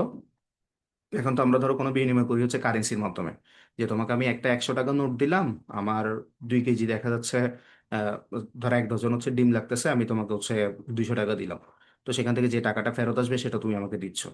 এই যে হিসাব নিকাশের জন্য তখন তারা কি করতো, সমপরিমাণ আলু তাদেরকে দিত, সমপরিমাণ গম তাদের কাছ থেকে নিত। মানে এভাবেই একটা ইন্টারচেঞ্জ বা বিনিময় কিন্তু ছিল। তো যে বিষয়টা সেটা হচ্ছে প্রাচীন মিশরীয়রা হায়ারোগ্লিফিক্স পদ্ধতির মধ্যে প্রায় খ্রিস্টপূর্ব 3100 সাল, মানে বোঝার চেষ্টা করো, যিশু খ্রিস্টকে হচ্ছে বেসিক্যালি আমরা যেটা ঈসা আল ইসলাম বলতেছি যাকে, ওরা হচ্ছে ইসু বলে বা ঈসা আল ইসলাম, ওনার জন্মের তোমার হচ্ছে প্রায় 3100 বছর আগে, মানে যেটাকে বিফোর ক্রাইস্ট বলা হয়, বিসি। এই বিফোর ক্রাইস্ট 3100-তে সে সময়টার মধ্যে প্রাচীন মিশরীয় যে সভ্যতাটা ছিল তারা হচ্ছে হায়ারোগ্লিফিক্সে এক ধরনের লেখালেখির আবিষ্কার করছে। এবং তাদের যে অনুলিপিগুলো পাওয়া যায় বা হচ্ছে তোমার স্টাডি করে, কেস স্টাডি করে, সেখানে দেখতে পাওয়া যায় যে তারাই সভ্যতার মধ্যে বা মানব সভ্যতার মধ্যে প্রথম যারা সর্বপ্রথম লেখালেখি শুরু করছে। তো ওখান থেকে এসে বিভিন্ন ধরনের মানে গ্রিক পদ্ধতি, তারপর হচ্ছে তোমরা বর্তমান প্রেক্ষাপটে আমরা যেটা হচ্ছে রোমান সংখ্যা পদ্ধতি ইউজ করি। তোমরা হয়তো দেখবা যে তারেক স্যার যখন হচ্ছে তোমাদেরকে ইংলিশে একটা লেটার লিখে দিত যে I M a student of class 10, তো 10 যখন লিখতো উনি 10 দিয়ে 10 লিখতো না, অথবা TEN দিয়ে 10 লিখতো না, উনি কি করতো, যে এক্স দিয়ে একটা 10 লিখতো। বা তোমরা যখন আলিমে উঠছো X1 দিয়ে একটা 11 লিখছো, বা X11 দিয়ে তোমরা 12 লিখছো। তো এই যে রোমান সংখ্যা পদ্ধতি যেটা আছে, মানে আই এর মতো হইলে 1 বুঝাই আমরা, আই আই এর মতো হইলে তারপর সেটাকে আমরা 2 বুঝাই, 3টা আই হইলে সেটাকে আমরা 3 বুঝাই। এই জিনিসটা হচ্ছে রোমান সংখ্যা পদ্ধতি। তো যে বিষয়টা এখানের মধ্যে দেখা যায় সেটা হচ্ছে সংখ্যা পদ্ধতির ইতিহাসের মধ্যে প্রাচীন হায়ারোগ্লিফিক্সরা খ্রিস্টপূর্ব অলমোস্ট হচ্ছে 3100 খ্রিস্টপূর্বে তারা হচ্ছে লেখালেখিটা আবিষ্কার করছে। লেখালেখি বিভিন্ন ক্যাটাগরির আছে সংখ্যা পদ্ধতি। আমরা বর্তমানে যে সংখ্যা পদ্ধতিটা ব্যবহার করি বা পুরো ওয়ার্ল্ড ওয়াইড যেটা মোস্ট ফেমাস সেটা হচ্ছে 10 ভিত্তিক সংখ্যা পদ্ধতি। মানে হচ্ছে 0 থেকে 9 পর্যন্ত। এবার আমি 525 ডিজাইন করব কত কত দিয়ে, 5 দিয়ে, 2 দিয়ে, 5 দিয়ে। তারপর আমি মনে করো 10,372, তাহলে 10 3 7 2 এভাবে করে তো আমি এটাকে ডিজাইন করবো, তাই না? তো এগুলো হচ্ছে 0 থেকে 9 ভিত্তিক সংখ্যা পদ্ধতি। 0 1 2 3 4 5 6 7 8 9 দিয়ে আমি এই সংখ্যাটাকে ডিজাইন করব। আবার কিছু সংখ্যা পদ্ধতি আছে সেগুলো হচ্ছে কি আমরা আনা ভিত্তিক একটা হিসাব করি না, বিশেষ করে স্বর্ণের ক্ষেত্রে বা সনাতনী পদ্ধতিটা এটা অনেক বেশি ইউজ করা হয়, যে 12 আনা, 10 আনা, হ্যাঁ, তারপর হচ্ছে তোমার 16 আনা, এটা 16 আনা হারাম, হ্যাঁ, বা হচ্ছে এটা একদম 16 আনা ভেজাল। তার মানে আমরা বুঝাইতে চাচ্ছি এটা 100% ভেজাল। ঠিক আছে? তো এই যে আনাভিত্তিক কিছু সংখ্যা পদ্ধতি আছে। তারপর আরেকটা যেটা সেটা হচ্ছে তোমার এখন তোমরা হয়তো জানবা না, বাট তোমাদের দাদা পরদাদাদের সময়ের মধ্যে এই জিনিসগুলো ছিল। সেটা হচ্ছে শের। হয়তো তোমরা ছোটকালে যখন দোকানে পাঠাইছে বলতো তোমাদেরকে যে 1 কেজি মুড়ি আনো, না বলে বলতো যে 1 সের মুড়ি নিয়ে আসো। তো শের জিনিসটা কোথায় পাইছো? মানে এখন পর্যন্ত যে ইন্টারন্যাশনাল যে হচ্ছে পরিমাপ পদ্ধতি, ওখানে কত শেয়ার দেখছো, তারপর ছটাক, হ্যাঁ, এই ধরনের বিষয়গুলো কিন্তু তোমরা দেখবা না। তারপর আর কিছু সংখ্যা পদ্ধতি আছে তোমার, সেটা হচ্ছে কুড়ি ভিত্তিক সংখ্যা পদ্ধতি। মানে আমরা মাঝে মাঝে বিশকে কিন্তু এখন কুড়ি বলি, মানে খাওয়ার বিষয়ের কথা বলতেছি না, 18, 19, 20 যেটা আছে আমরা বলি হচ্ছে কুড়ি। তো যে ঘটনাটা ঘটে মানে 1, 2, 3, 4, 5, 18, 19, 20, 20, 21, 22, 23, 24, 25, তারপরে এসে 20, 18, 20, 19, 20, 20, 20, 21, 20, 22, এভাবে করে হচ্ছে হিসাবটা ডেফিনেট ওখানের মধ্যে হচ্ছে হয়। তো যে বিষয়টা সেটা হচ্ছে আমরা জানছি যে কত ধরনের সংখ্যা পদ্ধতি থাকে, ঠিক আছে। তারপরে হচ্ছে তোমার যেটা রোমান সংখ্যা পদ্ধতির মধ্যে আমরা দেখছি বা অনেকটা হচ্ছে এটা এর সাথেও মিল আছে, তোমার হচ্ছে চাইনাদের সাথে এবং গ্রিকদের সাথে হচ্ছে এই সংখ্যা পদ্ধতির অনেকটা মিলে, যে ওরা এভাবে একটা দাগ দিত, এই দাগের ভ্যালু ছিল হচ্ছে এক। যখন পাশাপাশি দুইটা দাগ থাকতো সেটার ভ্যালু থাকতো হচ্ছে দুই, পাশাপাশি তিনটা দাগ থাকলে সেটার ভ্যালু থাকতো হচ্ছে তিন। এভাবে করে মানে তুমি মনে করো 15 বলতে চাচ্ছ কোনো কিছু একটা, 15 তুমি দাগ দিবা। আবার একটা জিনিস তোমরা খেয়াল করছো, সেটা হচ্ছে আমরা বর্তমানে অ্যাভারেজে মানে হচ্ছে গড়ের মধ্যে এটা ইউজ করি। অর্থাৎ তোমরা ক্লাস 9, 10-এর দিকে যখন হচ্ছে তোমরা গড়ের অঙ্কগুলো করছিলা, সেখানে তোমরা কি করতে, ট্যালি চিহ্ন ইউজ করতে না, 1, 2, 3, 4, 5 যখন দিতে এভাবে প্যাড বরাবর উপর থেকে নিচের দিকে একটা কেটে দিতে, এভাবে করে তোমরা কি একটা মানে কি ব্যবহার করতে, অর্থাৎ চারটা দিতা, পাঁচটা এভাবে কেটে দিতে উপর থেকে নিচের দিকে। এটা হচ্ছে গড়ের মধ্যে তোমরা এই সংখ্যা পদ্ধতির এই সিস্টেমটা হচ্ছে ইউজ করছো। তো যেটা সেটা হচ্ছে এক একটা লাঠি বা এক একটা দাগ, সে দাগগুলো বেসিক্যালি একটা ভ্যালু হিসেবে ক্যারি করে এরকম। তাহলে আমরা মোটামুটি জানলাম যে মিশরীয় সংখ্যা পদ্ধতি তোমাদের বইয়ের মধ্যে এগুলো পাবা। আমি যেটা বলছি সেটা হচ্ছে তোমাদের মূল কথা। হায়ারোগ্লিফিক্স, প্রাচীন হায়ারোগ্লিফিক্স সর্বপ্রথম হচ্ছে তারা চাইনিজ ইয়াটা শুরু করছে। তারপর বেবিলিনীয় সভ্যতা, সুমেরীয় সভ্যতা, তারপর হচ্ছে রোমান সংখ্যা পদ্ধতি। এদের সংখ্যা পদ্ধতি বেস বা ভিত্তি কত ছিল সেটা তোমরা তোমাদের বই থেকে বোঝার চেষ্টা করবা। এবং আমি যে মূল কথাটা বললাম সেটা দেখবা তোমাদের বইয়ের সাথে অসংখ্য মিল আছে। তারপর হচ্ছে একটা মায়ান সংখ্যা পদ্ধতি আছে, এটা কিন্তু অনেক ইম্প্যাক্ট ফেলছে পুরো ওয়ার্ল্ডের মধ্যে। মোস্ট ইম্পর্টেন্টলি তোমার হচ্ছে হিন্দু বা হিন্দু অ্যারাবীয় যে হচ্ছে তোমার সংখ্যা পদ্ধতিটা আছে, এটা অনেক বেশি ইম্প্যাক্ট ফেলছে। কারণ একটা সময় মানে পুরো পৃথিবীকে কন্ট্রোল করতো কারা, রোমানরা, গ্রিকরা, ওরা। তো ওদের কাছে সংখ্যা পদ্ধতি ছিল 1 থেকে 9 পর্যন্ত, শূন্য বলতে কিছু ছিল না। তো ভারতীয় একজন তোমার হচ্ছে ম্যাথমেটিশিয়ান, এবং হচ্ছে উনি ছোটকালে অনেক বঞ্চিত হয়েছে, তোমরা যদি ওনার সম্পর্কে ইন্টারেস্টেড থাকো ইউটিউবে ওনার বায়োগ্রাফিও হয়তো থাকতে পারে, ওটা তোমরা হচ্ছে একটু দেখে নিতে পারো। ওনার নাম হচ্ছে রামানুজান। তো রামানুজান যিনি ছিলেন, উনি হচ্ছে শূন্যটাকে আবিষ্কার করছে।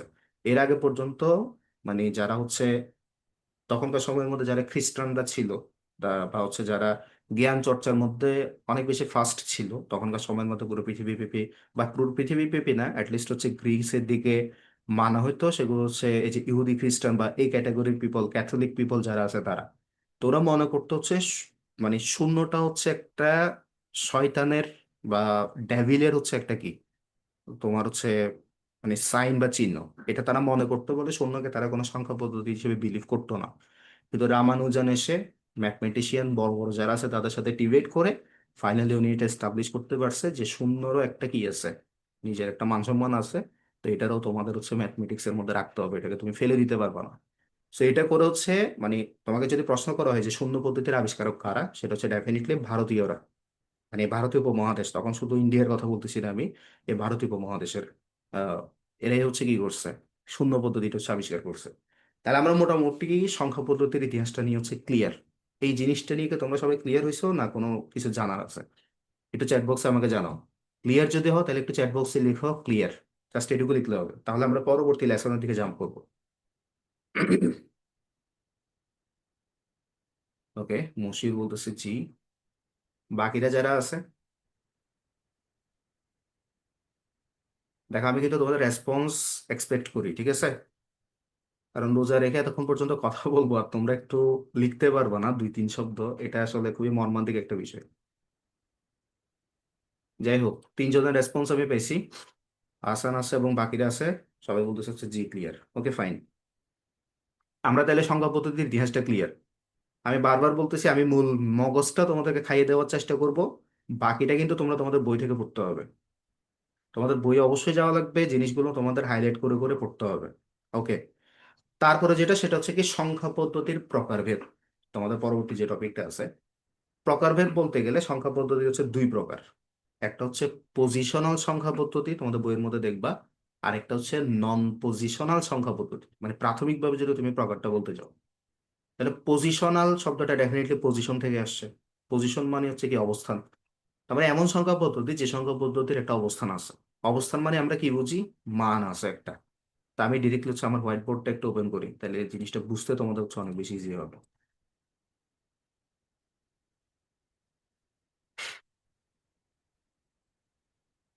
ওকে, অবশ্য তোমরা আমার স্ক্রিনটা দেখতে পাচ্ছ, এবং আমি তোমাদের এখানে অ্যাক্সেসটা একটু অফ করে দিই, নাহলে তোমরা এখানে আঁকাআঁকি শুরু করবো আমি জানি। আচ্ছা, ইন কেস তোমাদের যদি কোনো কিছু জানতে ইচ্ছে হয়, তোমরা এখন আপাতত স্ক্রিনে টাচ করার দরকার নেই। স্ক্রিনে টাচ করলে আমি বুঝতে পারবো আসলে কে টাচ করতেছে, ইভেন এটা তোমরা সবাই বুঝতে পারবা। আমাকে একটু চ্যাট বক্সে লেখো তো যে আমার হোয়াইট বোর্ডটা কি তোমাদের কাছে ভিজিবল কিনা, দেখা যাচ্ছে কিনা। আমার স্ক্রিনটা কি দেখা যাচ্ছে? চ্যাট বক্স একটু জানাও যে আমার স্ক্রিনটা কি দেখা যাচ্ছে কিনা।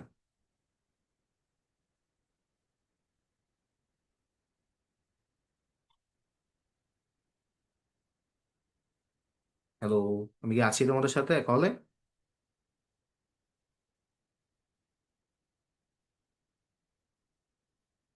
আমি স্ক্রিনে যেটা আমার হোয়াইট বোর্ড আছে এটা কি তোমাদের কাছে ভিজিবল কিনা একটু বলো।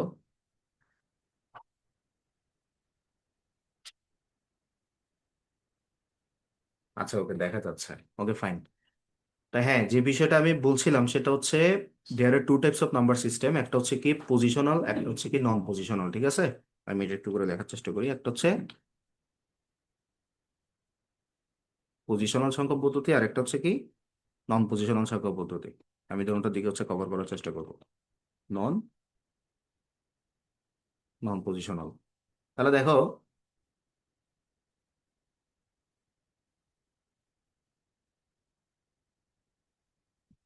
পজিশনাল এবং নন পজিশনাল সংখ্যা পদ্ধতি। পজিশনাল সংখ্যা পদ্ধতি এবং নন পজিশনাল সংখ্যা পদ্ধতির মধ্যে তুলনামূলক ডিফারেন্সটা বললে তোমরা বুঝিয়ে ফেলতে পারবা। এটা তোমাদের জন্য হচ্ছে অনুধাবনমূলকের জন্য একটা ইম্পর্টেন্ট টপিক। হ্যাঁ, অথবা মনে করো হচ্ছে তোমাকে বলতে পারে যে পজিশনাল সংখ্যা পদ্ধতি সম্পর্কে বা নন পজিশনাল সংখ্যা পদ্ধতি সম্পর্কে লিখো। এইটুকুই জাস্ট মাথায় রাখো, পজিশনাল সংখ্যা পদ্ধতি যেটা, এটার একটা স্থানীয় মান আছে। ফর এক্সাম্পল আমি যদি বলি আমার জায়গা থেকে যে হচ্ছে কত, ফর এক্সাম্পল হচ্ছে আমি আমার জায়গা থেকে একটা মান বললাম যে হচ্ছে 730, ঠিক আছে? 730 একটা আমি মান বললাম। তাহলে আমরা কি জানি 730-এর মধ্যে এই সাতটা হচ্ছে, শূন্যটা হচ্ছে শতক, এককের মানে আছে। এবং যেটা হচ্ছে তোমার কি 3, এটা হচ্ছে দশকের মানে আছে। এবং 7 যেটা, এটা হচ্ছে কি শতকের মানে আছে। এখন এখানের মধ্যে সবচেয়ে ইম্পর্টেন্ট যে ডিজিট, মানে সবচেয়ে ইম্পর্টেন্ট যে সংখ্যাটা, সেটা কত? তুমি হয়তো বলবে যে স্যার শূন্য তো সবচেয়ে ছোট সংখ্যা, তার মানে শূন্যটা হয়তো সবচেয়ে কম ডিজিট হবে। অথবা মনে করো আমি আরেকটা সংখ্যা লিখলাম, সেটা হচ্ছে কি 500। মনে করো আমি সংখ্যা একটা লিখলাম, সেটা হচ্ছে কত, 500, তোমার হচ্ছে কত, 89। এখন তুমি কি এখানে বলবো যে স্যার 5 এটা হচ্ছে সবচেয়ে ছোট সংখ্যা, এই জন্য হয়তো এটা হবে না? এটার অবস্থানের উপর। ফর এক্সাম্পল শূন্য যেটা আছে এখানের মধ্যে সবচেয়ে হচ্ছে এটা কি সংখ্যা, মানে ছোট সংখ্যা। তারপরে যেটা হচ্ছে মানে এটা দিয়ে হয়তো বোঝা যাচ্ছে না, আমি তাহলে আরেকটা সংখ্যা তোমাদেরকে লেখার চেষ্টা করি। মনে করো আমি লিখতেছি হচ্ছে 6, তারপর লিখলাম হচ্ছে 3, তারপর লিখলাম এখানে মধ্যে হচ্ছে দেখা যাচ্ছে হচ্ছে 4, ঠিক আছে? 16, 4 এটা লেখার চেষ্টা করি। তাহলে এখানে সবচেয়ে ছোট সংখ্যা এটা মানে কি এটাই সবচেয়ে গুরুত্বপূর্ণ সংখ্যা? না কিন্তু। সবচেয়ে গুরুত্বপূর্ণ সংখ্যা হচ্ছে শতকের ঘরে যেটা থাকবে, কারণ এটার মানে হচ্ছে 600। আর এই 3-এর মানে হচ্ছে 30। আর এই 4-এর মানে হচ্ছে কত, 4। 4 যে 3 থেকে বড়, সেটার জন্য আমি বলতে পারি না যে 4 হচ্ছে এখানের মধ্যে বড় সংখ্যা বা সবচেয়ে গুরুত্বপূর্ণ বিট এটা না, সরি ডিজিট এটা না। তাহলে সবচেয়ে গুরুত্বপূর্ণ ডিজিট সেটা ডিপেন্ড করবে হচ্ছে তার স্থানীয় মানের উপর। অর্থাৎ স্থানীয় মানের ক্ষেত্রে ধরতে গেলে 6টা হচ্ছে শতকের ঘরে অবস্থান করতেছে সে, সেজন্য 6টা হচ্ছে মোস্ট, মানে এটাকে কি বলে, মোস্ট সিগনিফিকেন্ট ডিজিট 6টা। তারপরে এখানের মধ্যে 3টা হচ্ছে 6-এর পরে মোস্ট সিগনিফিকেন্ট ডিজিট।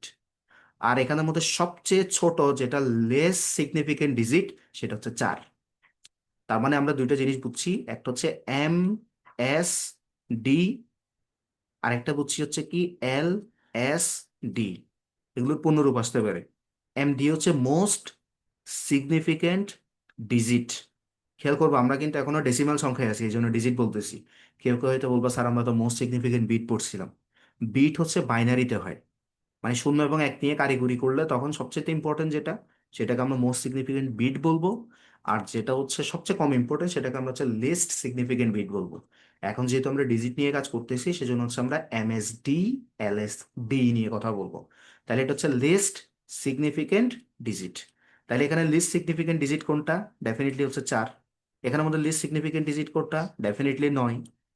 হ্যাঁ, তোমার হয়তো মাথায় আসবে যে 9 না সবচেয়ে বড়, এটা তো সবচেয়ে বেশি মোস্ট হওয়ার কথা, 5-এর থেকেও বড়, 8-এর থেকেও বড়, তাহলে এটা হইলো না কেন? এটার অবস্থানের কারণে।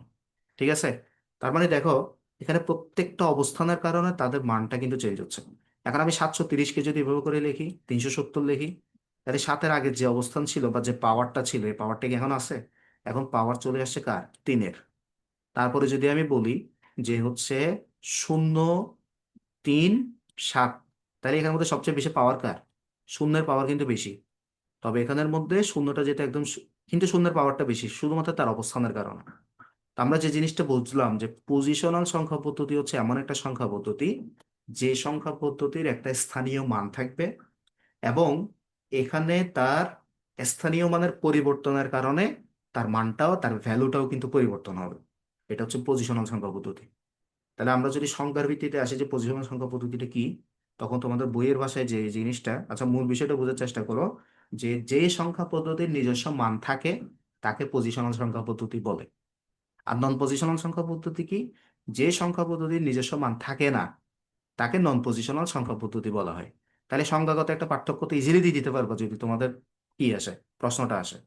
তারপর হচ্ছে কি আরেকটা পার্থক্য তোমরা কি দিতে পারবা? পজিশনাল সংখ্যা পদ্ধতির সংখ্যার অবস্থান পরিবর্তনের উপর তার মানটাও পরিবর্তিত হয়। খেয়াল করো, পজিশনাল সংখ্যা পদ্ধতি এই যে কি 730 যেটা আছে, আমি 7-কে পরে নিলাম, 3-কে আগে আনলাম, তাহলে এখানে মানটা পুরো কোথায় 730 টাকা আর কোথায় 370 টাকা। মানে জাস্ট ডিজিটগুলো ঠিকই আছে, 3-7-0, কিন্তু এই জিনিসটাকে আগে পরে নিলে কিন্তু এগুলোর মানের মধ্যে হিউজ একটা পরিবর্তন হয়ে যায়। তার মানে কি, পজিশনাল সংখ্যা পদ্ধতিতে কোনো সংখ্যাকে এক অবস্থান থেকে অন্য অবস্থানে নিলে তার মানের ক্ষেত্রেও পরিবর্তন ঘটে। কিন্তু নন পজিশনাল সংখ্যা পদ্ধতিতে এটা হয় না। কেন হয় না তোমাদেরকে বলি। ফর এক্সাম্পল, তোমরা নন পজিশনাল সংখ্যা পদ্ধতির একটা সংখ্যা হচ্ছে মনে করো হচ্ছে আই, মানে কি, রোমান সংখ্যা পদ্ধতিতে 1, তারপর হচ্ছে তোমার যে 2 আমরা লিখি 2, তারপর হচ্ছে তোমার যে 3 লিখি 3, এগুলো হচ্ছে কি, এগুলো হচ্ছে রোমান সংখ্যা পদ্ধতি, এটা হচ্ছে নন পজিশনাল। কারণ এগুলোর না আসলে কোনো কি নেই, মানে স্থানীয় মান নেই। মানে তুমি বলতে পারবে না যে আই এটা মানে হচ্ছে 1, 2, 3, তারপর 4 যখন লিখি তখন আমরা সেটা আই ভি দিয়ে লিখি, 5 যখন লিখি তখন ভি দিয়ে লিখি, তারপর যখন 6 লিখি তখন ভি আই দিয়ে লিখি, 7 লিখলে হচ্ছে ভি আই আই এর মতো করে হচ্ছে আমরা এখানের মধ্যে লিখি। ঠিক আছে, তারপর হচ্ছে যখন এভাবে করে ভি আই আই আই, ঠিক আছে, এভাবে করে হচ্ছে আমরা লিখি, তারপর হচ্ছে আই এক্স দিয়ে লিখি, তারপর দিয়ে হচ্ছে এক্স লিখি, এরকম করে হচ্ছে আমরা 10 পর্যন্ত লিখি। ঠিক আছে, তাহলে এই যে সংখ্যা পদ্ধতি, তুমি একটা আমাকে দেখে বলো তো, ধরো এই তোমার হচ্ছে কি, ভিটাকে আমরা 5 ধরে নিই, তাই না? মানে ভিটা হচ্ছে 5, বা এখানে এক্স যেটা আছে সেটাকে হচ্ছে আমরা কত ধরে নিই? 10 ধরে নিই, তাই না? এক্স যেটা আছে সেটাকে আমি এখানে লিখতে পারতেছি না। আচ্ছা, এখানে আমি হচ্ছে একটু ইয়াটা নিচের দিকে নামিয়ে দিই, তাহলে জিনিসটা হচ্ছে তোমাদের বুঝতে সুবিধা হবে। হ্যাঁ, এখন হচ্ছে জিনিসটা ক্লিয়ার। তো হ্যাঁ, তাহলে এখানে এক্স যেটা আছে সেটাকে আমরা 10 ধরে নিই, তাহলে দেখো তুমি যে ভি কে 5 ধরতেছো, এটাকে যে 10 ধরতেছো, এখন আমাদের এখানের মধ্যে খেয়াল করো, 3 বা 7টা বা শূন্যটা আগে পরে আসার কারণে তার পুরো মানটাই চেঞ্জ হয়ে গেছে। কিন্তু এখানের মধ্যে দেখো আমি যখন ভি লিখবো তখন তো 5 বোঝাচ্ছে, ওকে ফাইন। কিন্তু আমি যখন ভি এর সাথে আই লিখবো, তখন কি এই 5-এর মানটা কোনোভাবে পরিবর্তন হয়েছে? মানে সে কিন্তু 5 ঠিকই আছে, তার বহাল তবিয়ত সে আছে। এবং এটার সাথে ওই যে একটা এক যোগ করছি, এটার ভ্যালুটা যেহেতু 1, এভাবে করে 5 এবং 1 মিলে এটাকে আমি তখন কি বলতেছি, এটাকে বলতেছি 6। আমি কি বুঝিয়ে দিতে পারছি বিষয়টা? তারপর ভি আই আই দিলে তার মানে দুইটা আই, তার মানে হচ্ছে দুইটা 2 পাইছি আমি ওখানে, এবং ভি এর মান হচ্ছে 5। মানে তুমি ভি কে আগে নাও, তুমি ভি কে পরে নাও, whatever you do, V এর মান কিন্তু অলওয়েজ 5ই থাকবে। তুমি এক্স কে আগে নাও, এক্স কে পরে, মানে এক্স এর পরে যদি তুমি সংখ্যাগুলো দাও, এক্স এর মান কিন্তু 10ই থাকবে, মানে এটাকে তুমি চেঞ্জ করতে পারবে না। তুমি লিখতেছো আলিম 2য় বর্ষ, তাহলে 12 যেটা লিখতেছো বা দ্বাদশ শ্রেণী, এটা তুমি লিখবে হচ্ছে এভাবে, তাই না? তো এখানের মধ্যে এটার ভ্যালু হচ্ছে 1, আবার এটার ভ্যালু হচ্ছে কত, 1। এক্স এর ভ্যালু তো কিন্তু ঠিকই 10, মানে এটার কোনো মানের পরিবর্তন হচ্ছে না। এটা হচ্ছে নন পজিশনাল সংখ্যা পদ্ধতি। তাহলে এই যে নন পজিশনাল সংখ্যা পদ্ধতিটা আছে, এটা হচ্ছে কি, রোমান সংখ্যা পদ্ধতি, এটা হচ্ছে একটা উদাহরণ। এগুলোর কোনো স্থানীয় মান থাকবে না, এবং এগুলোর স্থান পরিবর্তনের কারণে মানের ক্ষেত্রে কোনো পরিবর্তন হবে না। মানে মোটামুটি তোমাদের অনুধাবনমূলকে যদি আসে, একদম আরামসে এই জিনিসগুলো লিখলে কিন্তু হিউজ জায়গা তৈরি হয়ে যায়। মানে সিম্পল ভাষায় হচ্ছে, যে সংখ্যা পদ্ধতির নিজস্ব মান আছে এবং সংখ্যার অবস্থান পরিবর্তনে মানের মানে মান পরিবর্তিত হয়, তাকে পজিশনাল সংখ্যা পদ্ধতি বলে। যেমন 530। নন পজিশনাল সংখ্যা পদ্ধতি কি, যে সংখ্যা পদ্ধতির স্থানীয় মান থাকে না এবং সংখ্যার অবস্থানের পরিমাণের ভিত্তিতে মান অপরিবর্তিত থাকে, তাকে হচ্ছে কি বলে, নন পজিশনাল সংখ্যা পদ্ধতি বলে। যেমন হচ্ছে রোমান সংখ্যার একটা সংখ্যা লেখা দিল, মানে XII, কমা দিয়ে লিখে দিব VII বা VI। সিম্পল। এই জিনিসটাকে তোমরা ক্লিয়ার, একটু চ্যাট বক্সে আমাকে জানাও। এখন যেটা বলছি এটা কি তোমরা ক্লিয়ার? মানে পজিশনাল সংখ্যা পদ্ধতি, নন পজিশনাল সংখ্যা পদ্ধতি, এবং মোস্ট ইম্পর্টেন্টলি আমি যে বিষয়টা এখানে বললাম, যেটা তোমরা কখন একদম স্কিপ করে যাওয়া উচিত হবে না, সেটা হচ্ছে দুইটা, এই বিষয়টা, সেটা হচ্ছে মোস্ট সিগনিফিকেন্ট ডিজিট আর হচ্ছে list significant digit. For example আমি লিখতেছি কত, 732। রেডিক্স পয়েন্ট, মানে দেখো বিষয়টা বোঝার চেষ্টা করো। যখন তুমি ডট দিবা এরকম একটা, মানে দশমিক যেটাকে আমরা বলি আর কি, এই দশমিকটাকে মানে তোমাদের নাম্বার সিস্টেমের মধ্যে বলা হবে হচ্ছে কি রেডিক্স পয়েন্ট। কি বলা হবে? যে রেডিক্স পয়েন্ট বলা হবে। আমি লিখে দিচ্ছি তোমাদের জন্য এটা, এটার নাম হচ্ছে রেডিক্স পয়েন্ট। ঠিক আছে? এই যে ডট যেটা আছে সেটার নাম হচ্ছে কি, এই যে তোমরা দেখো রেডিক্স পয়েন্ট। তাহলে যে রেডিক্স পয়েন্টটা আছে, রেডিক্স পয়েন্টের পাশে হচ্ছে তোমার মনে করো 732 আমি লিখলাম, তারপর লিখলাম হচ্ছে আমি মনে করো 7 2। হ্যাঁ, সবচেয়ে বেস্ট হইতো যদি আইপ্যাড নিয়ে বসা যাইতো, ওখানে ডিরেক্টলি হচ্ছে পেন দিয়ে লেখা যাইতো। এখানে আমার লিখতে একটু কষ্ট হচ্ছে মাউস দিয়ে, যাই হোক। তাহলে এখানের মধ্যে হচ্ছে সবচেয়ে ইম্পর্টেন্ট ডিজিট কোনটা, আগে বোঝার চেষ্টা করে। এখানে কয়টা ডিপার্টমেন্ট, দুইটা ডিপার্টমেন্ট, একটা হচ্ছে পূর্ণ সংখ্যার ডিপার্টমেন্ট, যেটাকে আমরা বলবো হচ্ছে কি ইন্টিজার। মানে পূর্ণ সংখ্যা যেটা আছে সেগুলোকে আমরা কি বলি, ইন্টিজার নাম্বার বলি। কি নাম্বার বলি? সরি, ইন্টিজার নাম্বার বলি। হ্যাঁ, ইন্টিজার নাম্বার বলি। তারপরে গিয়ে এদিকে যেটা আছে সেটাকে আমরা কি বলি, অর্থাৎ রেডিক্স পয়েন্টের পরে যেটা থাকে, অর্থাৎ এই যে রেডিক্স পয়েন্টটা মনে করে এখানে মাঝখানে আসবে, তার পরবর্তীতে যেটা আসে সেটাকে আমরা বলি হচ্ছে কি ফ্লোট নাম্বার। বুঝতে পারছি, মানে হচ্ছে দশমিকের পরে যেটা আছে আর কি। মানে 732.72 আমি যেটা করতেছি, এখানে দশমিকের আগেরটা হচ্ছে ইন্টিজার, দশমিকের পরেরটা হচ্ছে ফ্লোট। তাহলে এখানে ডেফিনেটলি হচ্ছে কি, দশমিক সংখ্যার আগে যেটা আছে মানে ইন্টিজার নাম্বার যেটা আছে সেটাই সবচেয়ে গুরুত্বপূর্ণ নাম্বার। এবং এখানের মধ্যে সবচেয়ে গুরুত্বপূর্ণ কোনটা, শতকের ঘরে যে আছে মানে 7টা হচ্ছে এখানের মধ্যে মোস্ট সিগনিফিকেন্ট ডিজিট। আর এখানের মধ্যে লেস সিগনিফিকেন্ট ডিজিট হচ্ছে 2। কিন্তু যদি তোমাকে নির্ধারণ করে দেয় যে 732.72 এর মধ্যে মোস্ট সিগনিফিকেন্ট ডিজিট কোনটা, তাহলে 7 এটা কনফার্ম। যদি বলে হচ্ছে পূর্ণ সংখ্যার মধ্যে মোস্ট সিগনিফিকেন্ট কোনটা বা লিস্ট সিগনিফিকেন্ট কোনটা, বা দশমিক সংখ্যার মধ্যে বা ফ্লোটিং নাম্বারের মধ্যে কোনটা মোস্ট সিগনিফিকেন্ট বা লিস্ট সিগনিফিকেন্ট, তার মানে তোমাকে একটা নির্দিষ্ট করে দিয়েছে। তখন তুমি সেটা নির্দিষ্ট আকারে উত্তরটা দিয়ে দিতে হবে, যে এখানে 2টা হচ্ছে দশমিক সংখ্যার মধ্যে লিস্ট সিগনিফিকেন্ট ডিজিট। সরি, হ্যাঁ এখানের মধ্যে একটা বিষয় আছে।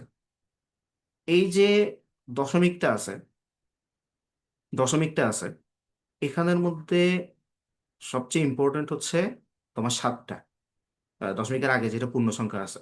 দশমিকের পরে যেটা আছে সেখানের মধ্যে সবচেয়ে গুরুত্বপূর্ণ কোনটা, সেখানের মধ্যে সবচেয়ে গুরুত্বপূর্ণ হচ্ছে আহ মানে জিনিসটা একটু বোঝার চেষ্টা করো। তোমাদেরকে আমি যদি বলি হচ্ছে মানে 1.3, তার মানে তোমরা ধরে নিবে হচ্ছে 1 টাকা 3 পয়সা নাকি 30 পয়সা।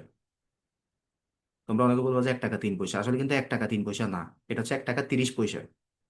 আবার আমি যদি বলি হচ্ছে 1.03, তাহলে তোমরা ধরে নিবে হচ্ছে 1 টাকা 3 পয়সা।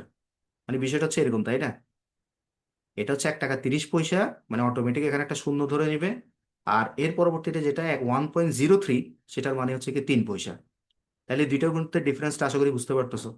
অনেকে বলে স্যার আমি কত পাইছি পরীক্ষার মধ্যে 4.92 পাইছি। তা আমি তাকে বলি যে তুমি কতর জন্য এ প্লাস পাও নাই? সে বলতেছে আমি 8-এর জন্য এ প্লাস পাইনি। তার মানে বুঝো তুমি, সে 8.00 জন্য এ প্লাস পাইনি। মানে ঘটনাটা কি? ঘটনাটা হচ্ছে সে 12.92 পাওয়ার কথা। এরকম কোনো জিপিএ কি আছে? জিপিএ তে আছে 5 পর্যন্ত। তাহলে তোমার কি বলা উচিত ছিল? স্যার আমি 0.08-এর জন্য এ প্লাস পাইনি। মানে জিনিসটা বুঝতে পারছো? মানে দশমিকের মধ্যে কমন কিছু কনসেপ্ট তোমার মাথায় রাখতে হবে। আমি 0.08-এর জন্য প্লাস পাইনি, নট 8-এর জন্য প্লাস পাইনি, নট 0.8-এর জন্য প্লাস পাইনি। 0.8 মানে হচ্ছে কি 4.92-এর সাথে 0.8 মানে হচ্ছে 0.80 যোগ হচ্ছে। বুঝতে পারছি ডিফারেন্সটা? তো যাই হোক, এখানে অনেক আঁকি বুকি হয়েছে। আমি সিম্পলি তোমাদেরকে একটু টাইম দিচ্ছি, তোমরা একটা কাজ করো, এই পুরো জিনিসটাকে একটু মাথার মধ্যে ঢুকে নেওয়ার চেষ্টা করো। আমি একটু জুম আউট করে তোমাদের হচ্ছে পুরো জিনিসটাকে এক জায়গায় নিয়ে আসার চেষ্টা করতেছি। মাথার মধ্যে ঢুকে নেওয়ার চেষ্টা করো যে পজিশনাল সংখ্যা পদ্ধতি কি, নন পজিশনাল সংখ্যা পদ্ধতি কি, ইন্টিজার নাম্বার বা পূর্ণ সংখ্যা কি, ফ্লোট নাম্বার বা দশমিক সংখ্যা কি, মোস্ট সিগনিফিকেন্ট ডিজিট কোনটা, লিস্ট সিগনিফিকেন্ট ডিজিট কোনটা, আর যেটা দশমিক সেটাকে রেডিক্স পয়েন্ট বলা হয়। এই জিনিসটা একটু মাথায় খেলায় নাও এবং তোমার সামনে খাতা দেখলে খাতাতে নোট করে নাও। তোমার সামনে খাতা থাকলে খাতাতে একটু নোট করে নাও।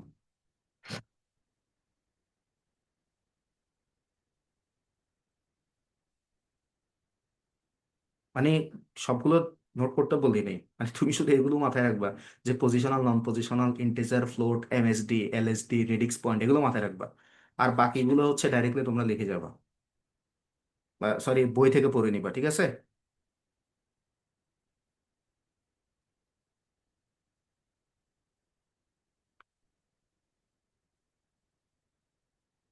আচ্ছা, আরেকটা কথা বলি। শূন্যটা তো ভারতীয়রা আবিষ্কার করছে, অনেকে এটা বলে যেটা রামানুজন আবিষ্কার করছে। আবার অনেকে বলে তৎকালীন সময়ের মধ্যে একজন মানে গ্রেট ম্যাথমেটিশিয়ান ছিলেন এই ভারতীয় উপমহাদেশের মধ্যে, ইন্ডিয়ান সাবকন্টিনেন্টে। ওনার নাম হচ্ছে আর্যভট্ট। আর্যভট্ট, ঠিক আছে? যদি ইনকেস নাম ওখানে আসে আর্যভট্ট, তাহলে according to your text book নামটা হচ্ছে আর্যভট্ট, মানে শূন্যের আবিষ্কারক। ঠিক আছে? আর যদি ইনকেস রামানুজনের নামটাও আসে তাহলে ওইটাও তোমরা দিতে পারবা, এটা প্রবলেম নেই। দেখবা আর কি যে অপশনের মধ্যে কি দিছে। ওকে, আমরা তাহলে পরবর্তী বিষয়ের দিকে জাম্প করতে পারি। এটা চ্যাট বক্সে জানাও যে তোমাদের এটা বোরিং ক্লাস মনে হচ্ছে, বা আমাদেরকে আসলে শেষ করে দেওয়া উচিত, না আর একটু প্রসিড করবো সামনের দিকে?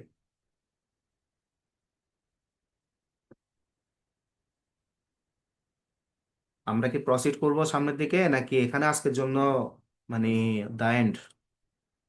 কোনটা করব? তোমাদের কি অপিনিয়নটা একটু শুনি চ্যাট বক্সে, জানাও। আচ্ছা, আমি একটু ভার্বালি কানেক্ট হওয়ার চেষ্টা করি। মোহাম্মদ ইরফান, তোমার স্ক্রিনের উপর আনমিউট অপশন গেছে, কি বোরিং ফিল হইতেছে? ইরফান, আনমিউটটা অ্যাকসেপ্ট করো, অ্যাকসেপ্ট করে কথা বলো।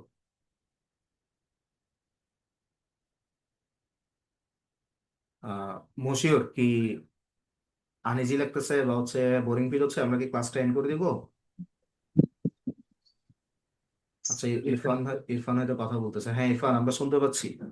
ক্লাসটা কি বোরিং মনে হচ্ছে নাকি কন্টিনিউ করে যাব? হ্যাঁ স্যার, কন্টিনিউ করে যাইতে পারেন। বুঝতে পারতেছেন না পুরো বিষয়গুলা? জি স্যার, বুঝতে পারছি। আচ্ছা ঠিক আছে, ওকে। মশিওর, কি কন্টিনিউ করা যায় নাকি? জি ঠিক আছে। আচ্ছা ঠিক আছে। এমনি কি তোমাদের মানে অনলাইন ক্লাস হিসেবে কি মানে বেটার একটা এক্সপিরিয়েন্স পাচ্ছো, নাকি জি মনে হচ্ছে জি জি। স্যার মনে হয় কানেক্টেড হচ্ছি না বা বুঝতে পারতেছি না, এরকম কিছু মনে হচ্ছে নাকি? না স্যার, স্যার লাগতেছে ক্লাসই করতেছি। মনে হচ্ছে স্যার ক্লাসে। 32 জন ছেলের মধ্যে স্যার এখনো 2 জন 3 জন অ্যাক্টিভ আমার কাছে স্যার আসলে আমি। আমার কাছে আসলে এগুলো ম্যাটার করে না। মানে আমার কাছে ম্যাটার, আমি আসলে বিজনেস মাইন্ডসেটের তো একটু। তো আমার কাছে হচ্ছে 10 জন কাস্টমারকে বললে যে একজন আমাকে ইয়েস বলতেছে, সেটাই আমার জন্য গ্রিন সিগন্যাল।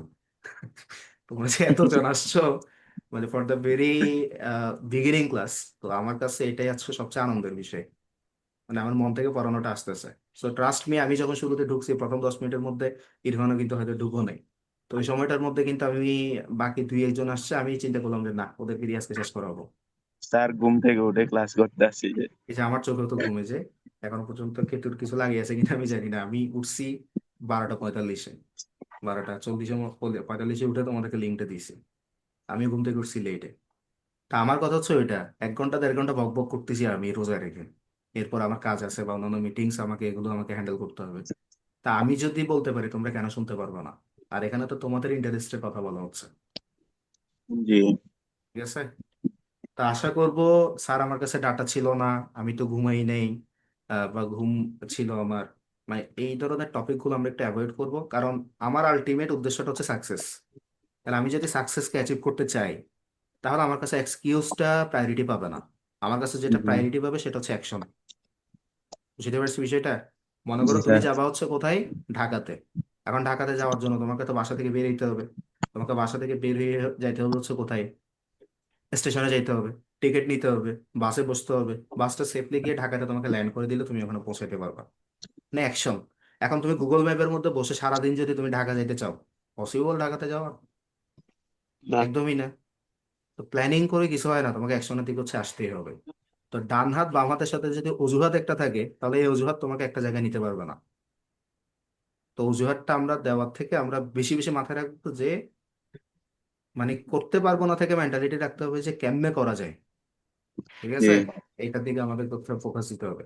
সো ডাটা নাই, নেট ডিস্টার্ব যদি করে, তুমি বাজারে চলে আসো।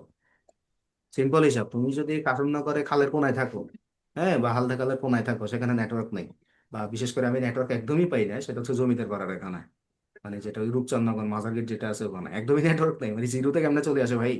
আশেপাশে কোনো এখানে শুধু নেটওয়ার্কই নেই। গ্রামীণ ইউজ করা যায়। আল্লাহ জানে। তো এই ওই জায়গাটার মধ্যে হচ্ছে নেটওয়ার্ক নাই। তো আমার কথা হচ্ছে তুমি বাজারে চলে আসো। হ্যাঁ, তোমার নেটওয়ার্ক নাই, তুমি মেয়ে হইলে তুমি তোমার আন্টির বাসায় চলে যাও। মানে whatever you do, you must have to do, no choice. তোমার কাছে যদি এই যে রবার্ট টি কিওসাকির একটা কথা আছে, যদি তোমার কাছে কিছু ইম্পর্টেন্ট হয়, তাহলে তুমি একটা ওয়ে বের করবা। আর যদি তোমার কাছে ইম্পর্টেন্ট না হয়, তাহলে তুমি এক্সকিউজ বের করবা। এখন ডিপেন্ড করে হচ্ছে তোমার কাছে আসলে তুমি ইম্পর্টেন্ট ফিল করতেছো কিনা ক্লাসটাকে। যদি ইম্পর্টেন্ট ফিল করে, ডাটা না থাকলে ডাটা নিবা। তোমার কাছে জায়গা বা জিওগ্রাফিক্যালি তুমি একটা স্ট্যান্ডিং পজিশনে না থাকলে, নেটওয়ার্কের জন্য তুমি স্ট্যান্ডিং পজিশনে যাবা। মানে that is totally up to you, যে আসলে তুমি কি করতে চাচ্ছ। বুঝতে পারছি বিষয়টা? সো তাহলে আমাদের গেল হচ্ছে কি, পজিশনাল নট পজিশনাল বা এই বিষয়গুলো। এখন আমি তোমাদের সাথে ডিসকাস করবো হচ্ছে বাই, মানে সংখ্যা পদ্ধতির যে বেস বা ভিত্তি আছে। বেস মানে তোমরা কি বলো, একটা বিল্ডিং দাঁড় করানোর সময় বেসমেন্টের মধ্যে প্রচুর পরিমাণে জিনিস ঢালতে হয়, মানে রড, বালু, সিমেন্ট এগুলো দিতে হয়। বেসমেন্ট নিয়ে অনেক বেশি টাকা ঢালতে হয়, প্ল্যান করতে হয়, এরকম একটা কথা আছে না? 10 তলা বিল্ডিং এর বেসমেন্ট একটা, 5 তলা বিল্ডিং এর বেসমেন্ট একটা। অনেকে বলে না, মানে 10 তলার ফাউন্ডেশন দিয়ে আপাতত 3 তলা দাঁড় করাচ্ছি, পরবর্তীতে ছেলেপেলেরা নাতিপুতিরা বড় হইলে আরো 7 তলা উপরের দিকে তুলতে পারবে। এ ধরনের কথা তোমরা বলে শুনবা। তো বেস মানে হচ্ছে কি ভিত্তি, রোকন। ইসলামের 5টা ভিত্তি আছে না? ঠিক একইভাবে হচ্ছে বেস হচ্ছে নাম্বার সিস্টেমের মধ্যে একটা আছে। এখন আমরা তো পজিশনাল এবং নন পজিশনাল সংখ্যা পদ্ধতি পড়ছি। পজিশনাল সংখ্যা পদ্ধতির মধ্যে এসে যখন তুমি এটা অ্যাকর্ডিং টু কম্পিউটার সায়েন্সের দিকে চলে আসবা, তখন সেখানের মধ্যে এই সংখ্যা পদ্ধতিটাকে হচ্ছে 4 ভাগে ভাগ করা হয়েছে। একটা হচ্ছে কি বাইনারি, একটা হচ্ছে অক্টাল, একটা হচ্ছে ডেসিমেল, আর একটা হচ্ছে হেক্সাডেসিমেল। মানে দেয়ার আর 4 types of number system. Positional সংখ্যা পদ্ধতির আন্ডারে কিন্তু এগুলো পড়ছে। প্রথমত যেটা, সেটা হচ্ছে কি বাইনারি। তোমরা অলরেডি জিনিসগুলো জানো, অনেকের কাছে জিনিসগুলো একদমই নতুন। আমি মাথায় এটা রাখতেছি না যে মশির অনেকগুলো ক্লাস করছে, মাহিম ক্লাসে খুব ভালো পারফরমেন্স করছে বলে মাহিম জানে, বা আমার কাছে এটা ফিল হচ্ছে না যে আহ, ইরফান এই বিষয়গুলো সম্পর্কে অবগত, বা হচ্ছে জেসমিন এই জিনিসগুলো জানে, তার কাছে হয়তো বোরিং ফিল হচ্ছে আমার কথাগুলো। আমি এভাবে মাথায় রাখতেছি না। এখানে আমি মাথায় রাখতেছি সেই উইকেস্ট স্টুডেন্টের দিকে, যে একদিনও ক্লাস করেনি। মানে আমাকে ধরে ধরে তাকে বুঝাইতে হবে। আর বাকিদের জন্য তোমরা যেটা ক্লাস করছো অলরেডি বা জিনিসগুলো জানো, তোমরা এটা মনে করিও না জোর স্যার এগুলো তো আমি জানি আগে থেকে, তাহলে এগুলো পুরান গান কেন আবার বারবার গাইতেছেন। তাদের উদ্দেশ্যে আমি বলবো, আমার 10টা কথা থেকে হয়তো তুমি 8টা কথা আগে থেকে জানতা, 9টা কথা আগে থেকে জানতা, কিন্তু একটা এমন ইম্পর্টেন্ট লাইন, যে ইম্পর্টেন্ট লাইনটা হয়তো তুমি আগে থেকে জানতা না। এবং আমি আজকে বুকে হাত দিয়ে বলতে পারবো, আজকের কথাগুলো হয়তো মশিউরের কাছে, ইরফানের কাছে, মাহিমের কাছে হয়তো পুরান গান লাগতেই পারে, কিন্তু হয়তো আজকে তোমরা আর্যভট্টের নামটা জানতো না, যে শূন্যের আবিষ্কারক। এবং শূন্যের যে ধারণাটা দিছে, এই শূন্যের ধারণাটা দিছে হচ্ছে তোমার কে, ব্রহ্মগুপ্ত। এগুলোর নাম কি তোমরা জানতা? মানে শূন্যর নিয়ম কানুন কি এটা জানিস হচ্ছে ব্রহ্মপুত্র। তোমার হচ্ছে কি ব্রহ্মগুপ্ত, গুপ্ত। গুপ্ত বললে তোমরা আবার একটা স্পেশাল কমিউনিটিকে ট্যাগ করা শুরু করবা, ব্রহ্মগুপ্ত। এটা হচ্ছে নিয়ম কানুন আবিষ্কার করছে। তারপর আর্যভট্ট যে আছে সে হচ্ছে শূন্যকে আবিষ্কার করছে। তারপর অনেকে বলতেছে রামানুজন করছে। তো এই নামগুলো তোমরা জানতা না। তো আমার কথা হচ্ছে, সেম টপিক যদি মানে কি হয় তোমার রিপিট হয়, তাহলে মাথায় এটা রাখবা বা এক্সপেক্ট রাখতে পারো যে এমন দুইটা নতুন এই বিষয় হয়তো তোমাদেরকে আমি বলবো, যে বিষয়টা তোমরা বুঝবা, এবং মোস্ট ইম্পর্টেন্টলি আগে যেগুলো বুঝে গেছিলে সেই জিনিসগুলো আরো ফার্মলি এস্টাবলিশ হবে। মানে আরো শক্তপোক্তভাবে জিনিসগুলো জানতে পারবে, এরকম একটা থিঙ্কিং তোমরা নিতে পারো। তা আমি আমার মেইন টপিকের দিকে চলে যাই। এখানের মধ্যে এসে তোমাকে মাথার মধ্যে রাখতে হবে হচ্ছে, আমি আবার আমার তাইলে সেই পুরোনো জিনিসটার দিকে আমি চলে যাওয়ার চেষ্টা করি, আমার হোয়াইট বোর্ড।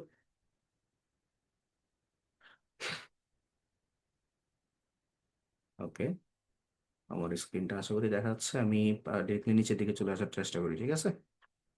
খেয়াল। তাহলে আমি যে বিষয়টা তোমাদেরকে বলতেছিলাম সেটা হচ্ছে, মানে নাম্বার সিস্টেমগুলো কত ধরনের আছে। নাম্বার সিস্টেমগুলো আছে হচ্ছে 4 ধরনের। আমি যদি বলি, একটা হচ্ছে কি বাইনারি নাম্বার সিস্টেম। হ্যাঁ, বাইনারি নাম্বার সিস্টেম যেটা, এগুলোর বেসগুলো একটু বোঝার চেষ্টা করবো। বাইনারি নাম্বার সিস্টেম যেটা, সেটা বেস হচ্ছে কত, 2। ঠিক আছে? ইরফান স্ক্রিনের উপর হাত চালাচালি করতেছো, দেখো তোমার কোথায় স্ক্রিনে হাত আছে এটা আমি দেখতে পারতেছি। তাই বাইনারি নাম্বার সিস্টেম যেটা, সেটার বেস হচ্ছে 2। কেন এটার বেস 2? কারণ এখানের মধ্যে সংখ্যা হচ্ছে 2টা। সরি, একটা বড় সমস্যা।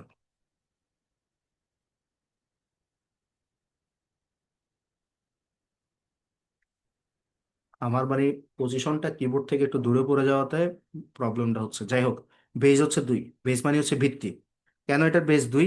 কারণটা হচ্ছে মাথার মধ্যে রাখবা, এখানের মধ্যে সংখ্যা হচ্ছে 2টা, একটা হচ্ছে 0 এবং হচ্ছে একটা 1।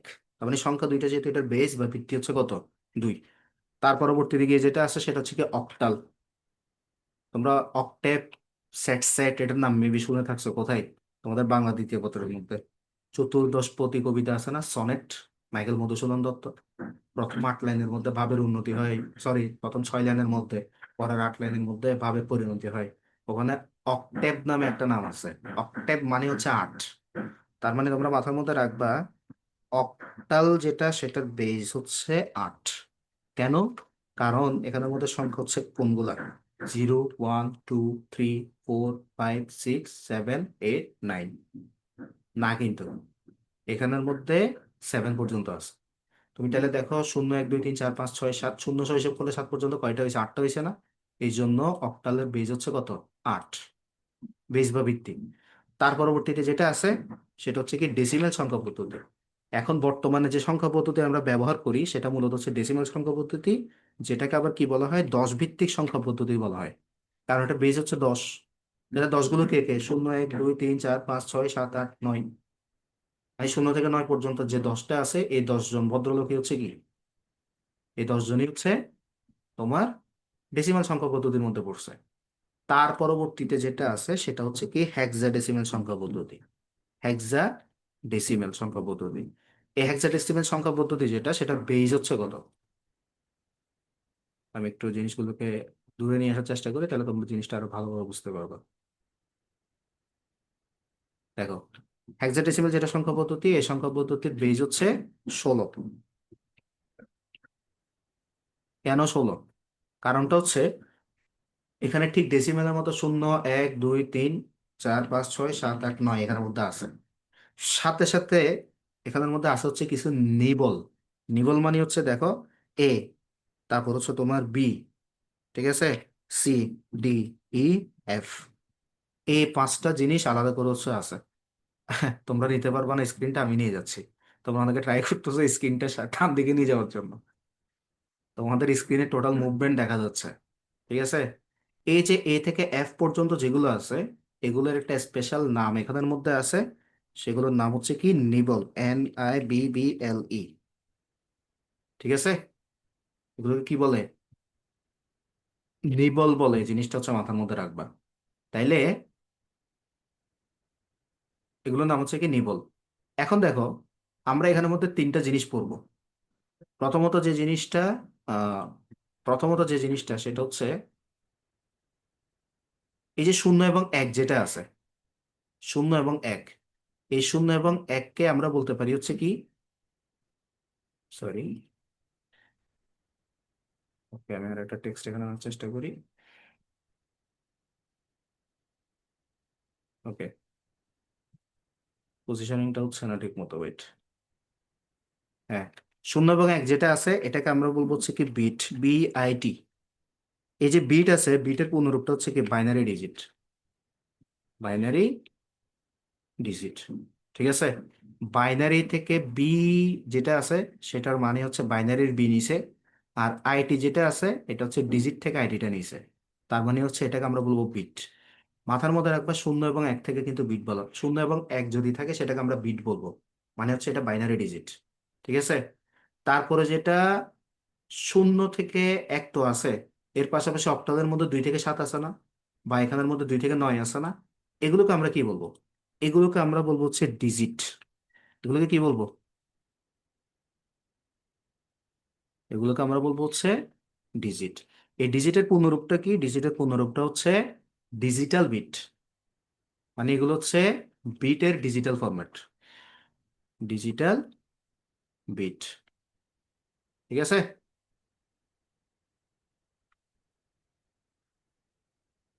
এগুলো হচ্ছে ডিজিটাল বিট। তার মানে ডিজিটাল থেকে ডিজ নিছে, বিট থেকে আইডি নিছে, তার মানে টোটাল মিলে হচ্ছে কি হয়েছে, ডিজিট হয়েছে।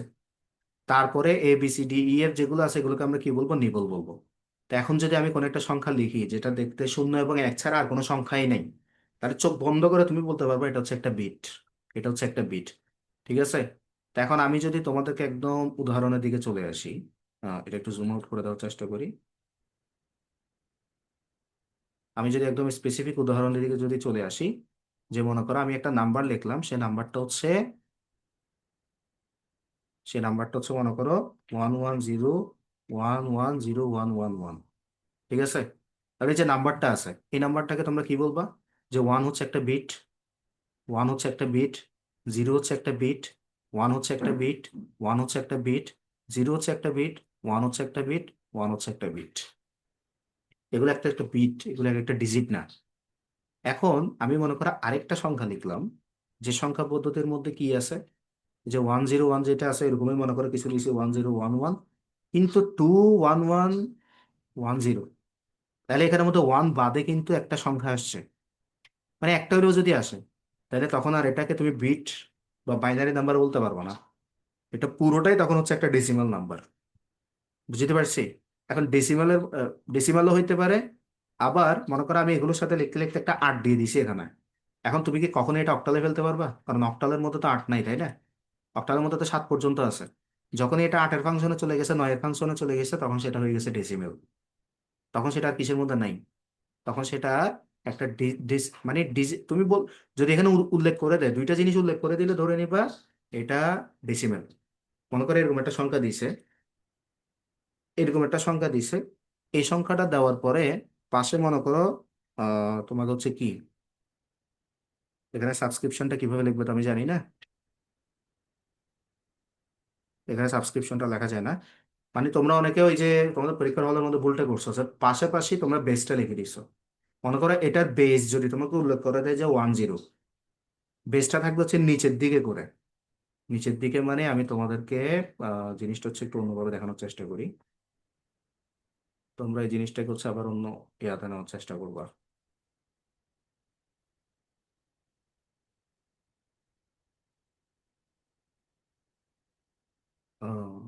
ওয়ার্ড ডকুমেন্ট আমি চলে আসছি, ওকে ফাইন। এখানের মধ্যে আশা করি তোমাদের স্ক্রিনটা তোমরা দেখতেই পাচ্ছ, আমি 20 দিকে নিয়ে যাই। ধরো এখানের মধ্যে আমি একটা সংখ্যা লিখলাম হচ্ছে 100101111। ঠিক আছে, এটা একটা সংখ্যা। এখন এই সংখ্যার সাথে অনেকে কি করো, তোমরা তোমাদের বেসটা লিখে দাও হচ্ছে কত, মানে এটার বেস হচ্ছে 2, মানে এভাবে লিখে দাও ডাইরেক্টলি, অথবা উপরের দিকে লিখে দাও। কিন্তু তোমাদের এই যে বেসটা, এটা তোমাদের কিভাবে লিখতে হবে? সাবস্ক্রিপ্ট করে লিখতে হবে, অর্থাৎ টুটা এইরকম করে থাকবে, অর্থাৎ ছোট করে নিচের দিকে থাকবে। আমার বিষয়টাকে বুঝতে পারছো?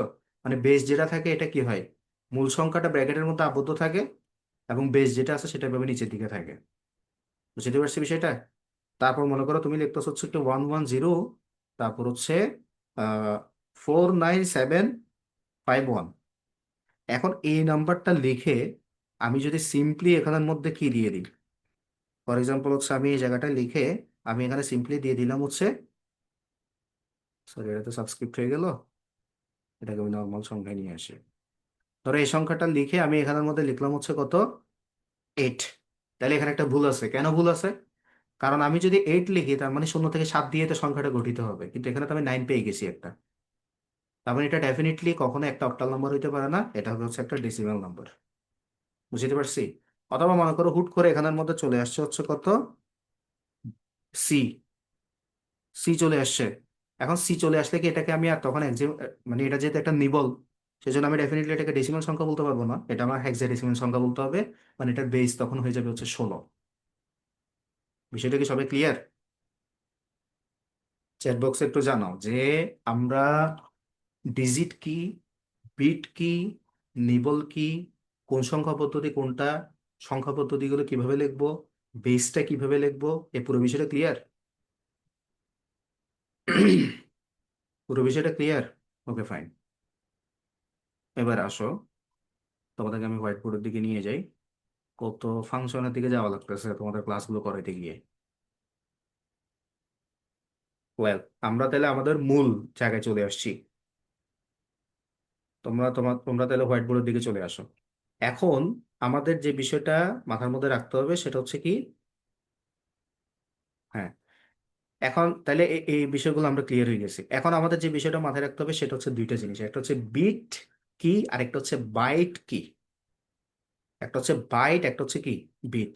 দেখো, বিট জিনিসটা অলরেডি আমরা ক্লিয়ার হয়ে গেছি যে 0 এবং 1 নিয়ে বিটটা তৈরি হয়, বা যেটার পূর্ণরূপ হচ্ছে কি বাইনারি ডিজিট। ঠিক আছে, বিট। তাহলে বিট একটা জিনিস, আবার হচ্ছে বাইট একটা জিনিস। হ্যাঁ, আবার বিটকে কিভাবে প্রকাশ করা হয়? বিটকে প্রকাশ করা হয় হচ্ছে ছোট হাতের বি দিয়ে, আর বাইটকে প্রকাশ করা হয় হচ্ছে কি বড় হাতের বি দিয়ে। তোমরা এটার সাথে অনেকটা পরিচিত। কিভাবে পরিচিত আমি তোমাদেরকে বলি। তোমরা যে ওয়াইফাই লাইন বাসার মধ্যে ঢুকাও, ওয়াইফাই যে ওনার আছে সে তোমাকে কি বলে, যে তোমার ইন্টারনেট সার্ভিস প্রোভাইডার ওয়াইফাই যে প্রোভাইড করে, সে তোমাকে বলে যে স্যার আপনাদেরকে আমি 40 KB 40 MBPS দিব। মানে শুনতেই যেন কত ভালো লাগে যে 40 MBPS দিচ্ছে, ওয়াও কত স্পিড থাকবে, তাই না? ঠিক আছে, 10 MBPS থেকে একটু বাড়তি। কিন্তু তারা এমবিপিএস বলতে যেটা বুঝে সেটা মেগাবাইট পার সেকেন্ড না, সেটা হচ্ছে মেগাবিট পার সেকেন্ড। মানে সে বি বলতেছে এখানে ছোট হাতের বিটা। বুঝতে পারছি? তাহলে তুমি চিন্তা করো, একটা মানে এমবিপিএস মানে কি, পার সেকেন্ডে কত এমবি করে টানবে। এখন সে যদি 40 MBPS করে তার মানে কনফার্ম 40 MB করে পার সেকেন্ডে টানতেছে। এখন মনে করো 100 MBর একটা ফাইল, এই 100 MBর ফাইলটা তাহলে ডাউনলোড হতে কতক্ষণ লাগবে? 2.5 সেকেন্ড লাগে তখন। কিন্তু আমরা যখন ইউটিউব থেকে একটা ডাউনলোড করতে দিই, বা কোনো গুগল ক্রোম থেকে বা কোথাও থেকে ডাউনলোড করতে দিই, এটা খালি ঘুরে তখন ওখানে গুগল ক্রোমের লেখা থাকে অবলিক দিয়ে পার সেকেন্ডে কেবিপিএস এ টানতেছে। মানে বুঝতে পারতেছো তোমরা বিষয়টা কোথায়? মানে এই বাইটের, এবার আমি চলে আসি এই সম্পর্কগুলো আসলে কি। ধরো যেখানের মধ্যে হচ্ছে 1 বিট আছে, সেটা হচ্ছে কত, 1। মানে 1 বিটে হচ্ছে 1 বিট, এটা ঠিক আছে, ওকে ফাইন। তার পরবর্তী থেকে যেটা আছে বাইট, বাইট মানে হচ্ছে কি 8 বিট। জিনিসটা বোঝার চেষ্টা করো। মানে আমি যদি বলি 1 বাইটে হচ্ছে কত বিট, তুমি এটা বলবো হচ্ছে 1 বাইটে হচ্ছে 8 বিট। বুঝতে পারছি? 8 বিট হচ্ছে 1 বাইট। এই বিটের জিনিসটাকে আমি তোমাদেরকে বলি, সিম্পলি বোঝার চেষ্টা করো। ধরো তোমাদের ফোনের মধ্যে একটা স্টোরেজ থাকে না, মানে তোমরা মোবাইলে যাবা, তোমরা হয়তো 16 MBর মেমোরি কার্ড ঢুকাইছো, 16 জিবির, বা তোমাদের ফোনের মধ্যে 64 জিবি আছে, 128 জিবি আছে। তোমরা কি মনে করো এই জিবিটা কি? জিবি হচ্ছে গিগাবাইট। ঠিক আছে, অর্থাৎ বিটের পরে বাইটের পরে কি আছে, কিলোবাইট আছে, কেবি যেটা আছে, তারপর হচ্ছে মেগাবাইট আছে, এমবি যেটা আছে। এমবির পরবর্তীতে কি আছে, জিবি আছে, গিগাবাইট। গিগাবাইটের পরে কি আছে, টেরাবাইট, টিবি আছে। এরকম টেরাবাইটের পরে কি আছে, ইয়োটাবাইট, পেটাবাইট, জেটাবাইট, বিভিন্ন ধরনের বাইট আছে। তবে এটুকু মাথায় রাখো, তুমি টিবি পর্যন্ত মাথায় রাখো আপাতত, এখন পর্যন্ত বর্তমানে 1 TB পর্যন্ত মানে তোমার হার্ড ডিস্কের বা হচ্ছে তোমার কম্পিউটার হচ্ছে স্টোরেজের জায়গাটা হচ্ছে দেয়।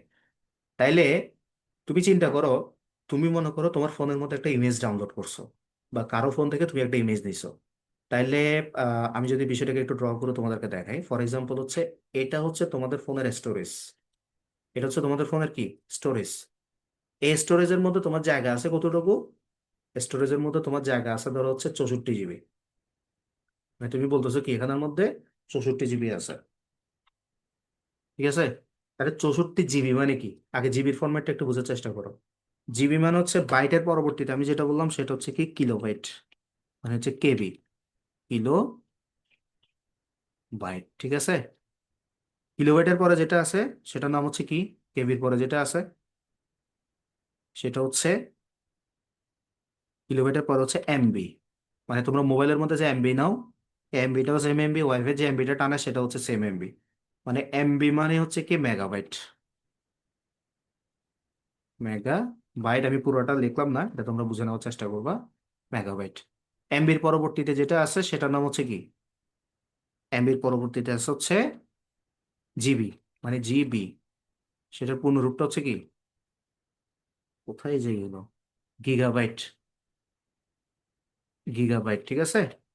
তারপরে যেটা আছে সেটা হচ্ছে টিবি, মানে হচ্ছে কি? টেরাবাইট। টেরাবাইট, ঠিক আছে? তাহলে এই যে, তাহলে আমরা এটা তো জানলাম যে 8 বিটে হচ্ছে 1 বাইট, এটা তো আমরা ক্লিয়ার হয়ে গেছি।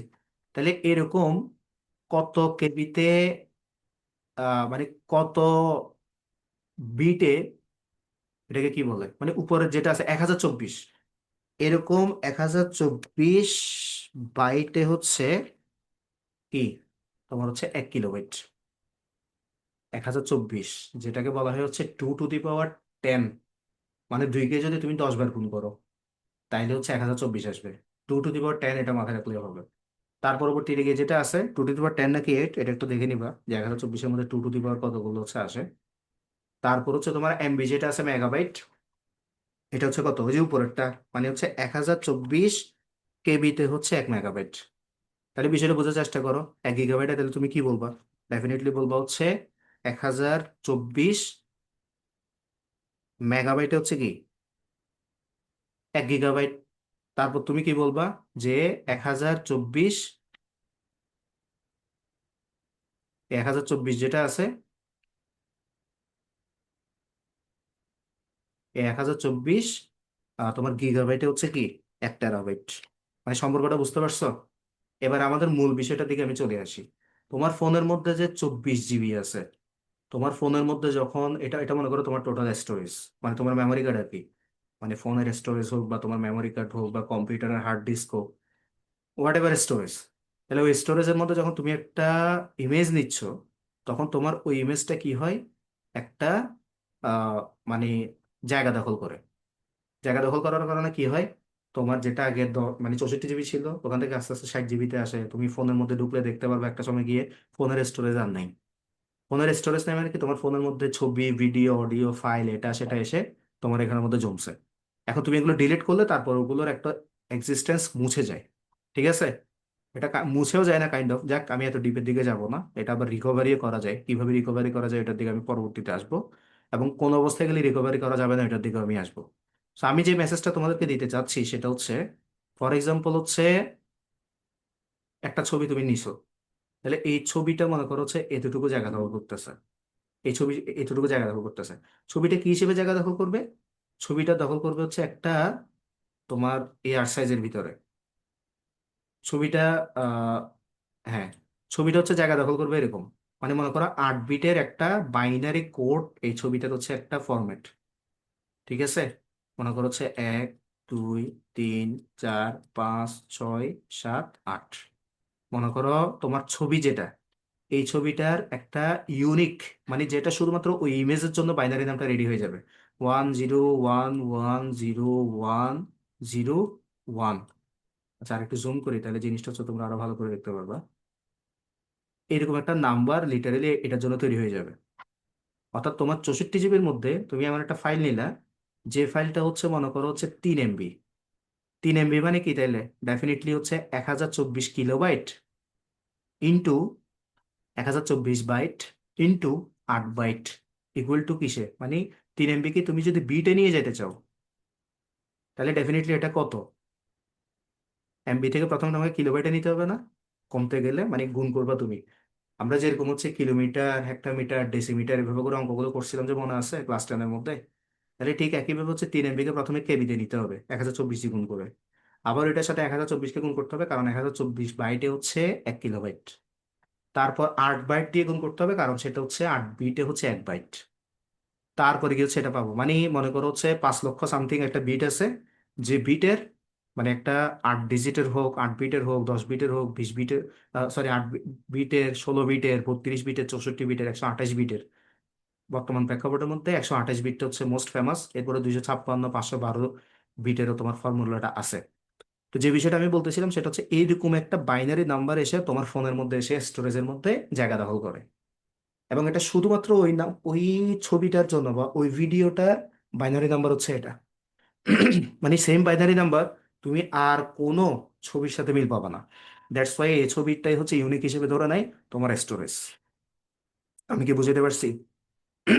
তাহলে স্টোরেজ কিভাবে কাজ করে, স্টোরেজের মধ্যে একটা ফাইল কিভাবে জায়গা দখল করে, এটা কিভাবে নাম হয়, বিট কি, বাইট কি, কিলোবাইট, মেগাবাইট, গিগাবাইট, টেরাবাইট, এগুলো আশা করি তোমরা বুঝে ফেলতে পারছো।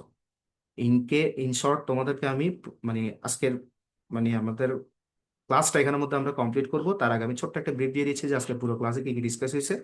প্রথমত আমরা হচ্ছে হিস্ট্রি নিয়ে ডিসকাস করছিলাম, এবং হিস্ট্রির মধ্যে আমরা একটা আহ, সভ্যতার কথা বলছিলাম, যে মিশরীয় সভ্যতা, এবং তাদের সময়ের মধ্যে প্রাচীন হচ্ছে একটা হায়ারোগ্লিফিক্স। হয়তো নামটা ভুল হইতে পারে, তোমরা একটু দেখবা তোমাদের বইয়ের মধ্যে,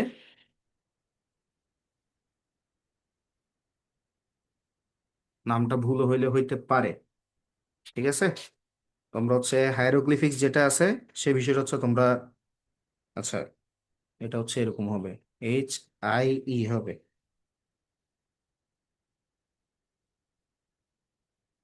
হ্যাঁ, এটা হচ্ছে হায়ারোগ্লিফিক্স। এই যে প্রাচীন হায়ারোগ্লিফিক্স যারা আছে ওরা সর্বপ্রথম খ্রিস্টপূর্ব 3100 অব্দে তারা হচ্ছে লেখালেখি আনছে, সংখ্যা পদ্ধতি আনছে। এর পরবর্তীতে চাইনিজ সভ্যতা, চৈনিক সভ্যতা যেটা আছে তাদেরকে, গ্রিক সভ্যতা, মেসোপটেমিয়া সভ্যতা, মায়ান সভ্যতা, বিভিন্ন ধরনের সভ্যতা আসছে, তাদের বিভিন্ন ধরনের সংখ্যা পদ্ধতি। তারপর হচ্ছে শূন্য সংখ্যা পদ্ধতি ভারতীয়রা আবিষ্কার করছে। সেখানে আমরা দেখলাম রামানুজান অথবা হচ্ছে আর্যভট্ট, তারা হচ্ছে শূন্যটাকে আবিষ্কার করছে। শূন্যটাকে আপন করে নিতে পারে নাই প্রাচীন ক্যাথলিক যারা আছে বা খ্রিস্টান যারা আছে, মানে মিশনারিজ, যারা মিশনারি গুলো চালাইতো, ওখানে যারা ম্যাথমেটিশিয়ান ছিল, তারা শূন্যকে শয়তানের অবতার মনে করতো। সেজন্য হচ্ছে শূন্যটাকে তারা কি করে নাই, সংখ্যা পদ্ধতির মধ্যে নিতে চায় নাই। তার পরবর্তীতে এটা প্রুভ করছে রামানুজান, এবং হচ্ছে আর্যভট্ট এটা আবিষ্কার করছে। তারপর এটা নিয়ম কানুন আবিষ্কার করছে হচ্ছে কি ব্রহ্মগুপ্ত। যাই হোক, এটা হচ্ছে হিস্ট্রি ছিল। তারপর আমরা দেখলাম হচ্ছে পজিশনাল সংখ্যা পদ্ধতি, নন পজিশনাল সংখ্যা পদ্ধতি, দুই ধরনের সংখ্যা পদ্ধতি আছে। এই সংখ্যা পদ্ধতিগুলার আহ স্থানীয় মানের উপর ভিত্তি করে আমরা কি করছি, আচ্ছা এটা এটা একটু ডিলিট করে দিই। স্থানীয় মানের উপর ভিত্তি করে,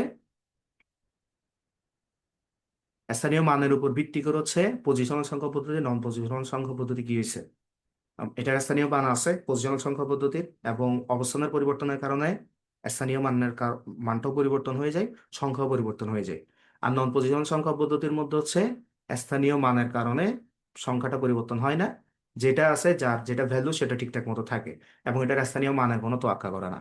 আমরা রেডিক্স পয়েন্ট জানতে যেসব পয়েন্ট আছে সেটাকে আমরা জানছি ইন্টিজার নাম্বার কি, পূর্ণ সংখ্যা, ফ্লোট নাম্বার কি, দশমিক সংখ্যা। এবং আমরা দুইটা সংখ্যা পরিচিত হয়েছে, একটা হচ্ছে মোস্ট সিগনিফিকেন্ট ডিজিট, একটা হচ্ছে লিস্ট সিগনিফিকেন্ট ডিজিট। আর যখন বাইনারি নিয়ে কাজ করবে তখন সেটা মোস্ট সিগনিফিকেন্ট বিট এবং হচ্ছে লিস্ট সিগনিফিকেন্ট বিট হিসেবে কাজ করবে। তা আমরা অলরেডি উদাহরণ দেখছি পজিশনাল নন পজিশনাল সংখ্যা পদ্ধতির। তার পরবর্তীতে আমরা আসছিলাম যে বর্তমানে সংখ্যা পদ্ধতি যেটা, সেই সংখ্যা পদ্ধতির মধ্যে হচ্ছে বাইনারি, অক্টাল, ডেসিমাল, হেক্সাডেসিমাল। বাইনারির বেস বা ভিত্তি হচ্ছে 2, যেখানের মধ্যে 0 এবং 1। আমরা এই 0-1 ভিত্তিক সংখ্যা পদ্ধতিকে বিট বলবো, যেটা পূর্ণরূপ হচ্ছে বাইনারি ডিজিট। অক্টাল সংখ্যা পদ্ধতি দেখছি যেটার 8 বিট, মানে 8 হচ্ছে বেস, 0 থেকে 7 পর্যন্ত সংখ্যা দিয়ে যদি গঠিত হয় সেটাকে আমরা অক্টাল বলবো। ডেসিমাল সংখ্যা পদ্ধতি যেটা, সেটা হচ্ছে 0 থেকে 9 পর্যন্ত, ডিজিটের পূর্ণরূপ হচ্ছে বাইনারি, সরি ডিজিটাল বিট। হেক্সাডেসিমেলের মধ্যে 0 থেকে 9 পর্যন্ত ডেসিমালের মতো থাকবে, এবং এ থেকে F পর্যন্ত যেগুলো আছে সেগুলো হচ্ছে নিবল হিসেবে কাজ করবে। তার পরবর্তীতে গিয়ে আমরা একটা সংখ্যা পদ্ধতি কিভাবে লিখবো, তোমরা যে ভুলটা করো সেটা আমি দেখাই দিছি, যে পুরো সংখ্যাটাকে ব্র্যাকেটের ভিতর রেখে বেসটাকে নিচের দিকে সাবস্ক্রিপ্ট করে লিখতে হবে, মানে নিচের দিকে করে লিখতে হবে।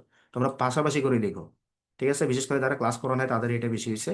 তারপর আমরা জানছি হচ্ছে বিট কি, বিটে হচ্ছে বিটকে বিটকে প্রকাশ করা হচ্ছে ছোট হাতের বি দিয়ে, বাইটকে প্রকাশ করা হচ্ছে বড় হাতের বি দিয়ে।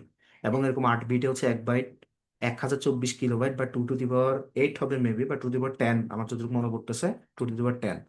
তাহলে ওইটা যদি হয় তাহলে হচ্ছে 1024 কিলোবাইট, 1024 কিলোবাইটে হচ্ছে 1024 বাইটে হচ্ছে 1 কিলোবাইট, 1024 কেবি বা কিলোবাইটে হচ্ছে 1 মেগাবাইট, 1024 মেগাবাইটে হচ্ছে 1 গিগাবাইট, এবং 1024 গিগাবাইটে হচ্ছে 1 টেরাবাইট। এবং আমরা দেখছি যে একটা স্টোরেজ, তোমার একটা ফোনের স্টোরেজের মধ্যে কিভাবে একটা ইমেজ একটা ভিডিও জায়গা দখল করে, এবং সেটা বিট আকারে কিভাবে থাকে, এবং সেটা হচ্ছে কিভাবে কাজ করে। So, আমরা মোটামুটি আজকের দিনের মধ্যে নাম্বার সিস্টেমের খুবই বেসিক কিছু বিষয় আমরা ক্লিয়ার হয়ে গেছি আশা করি।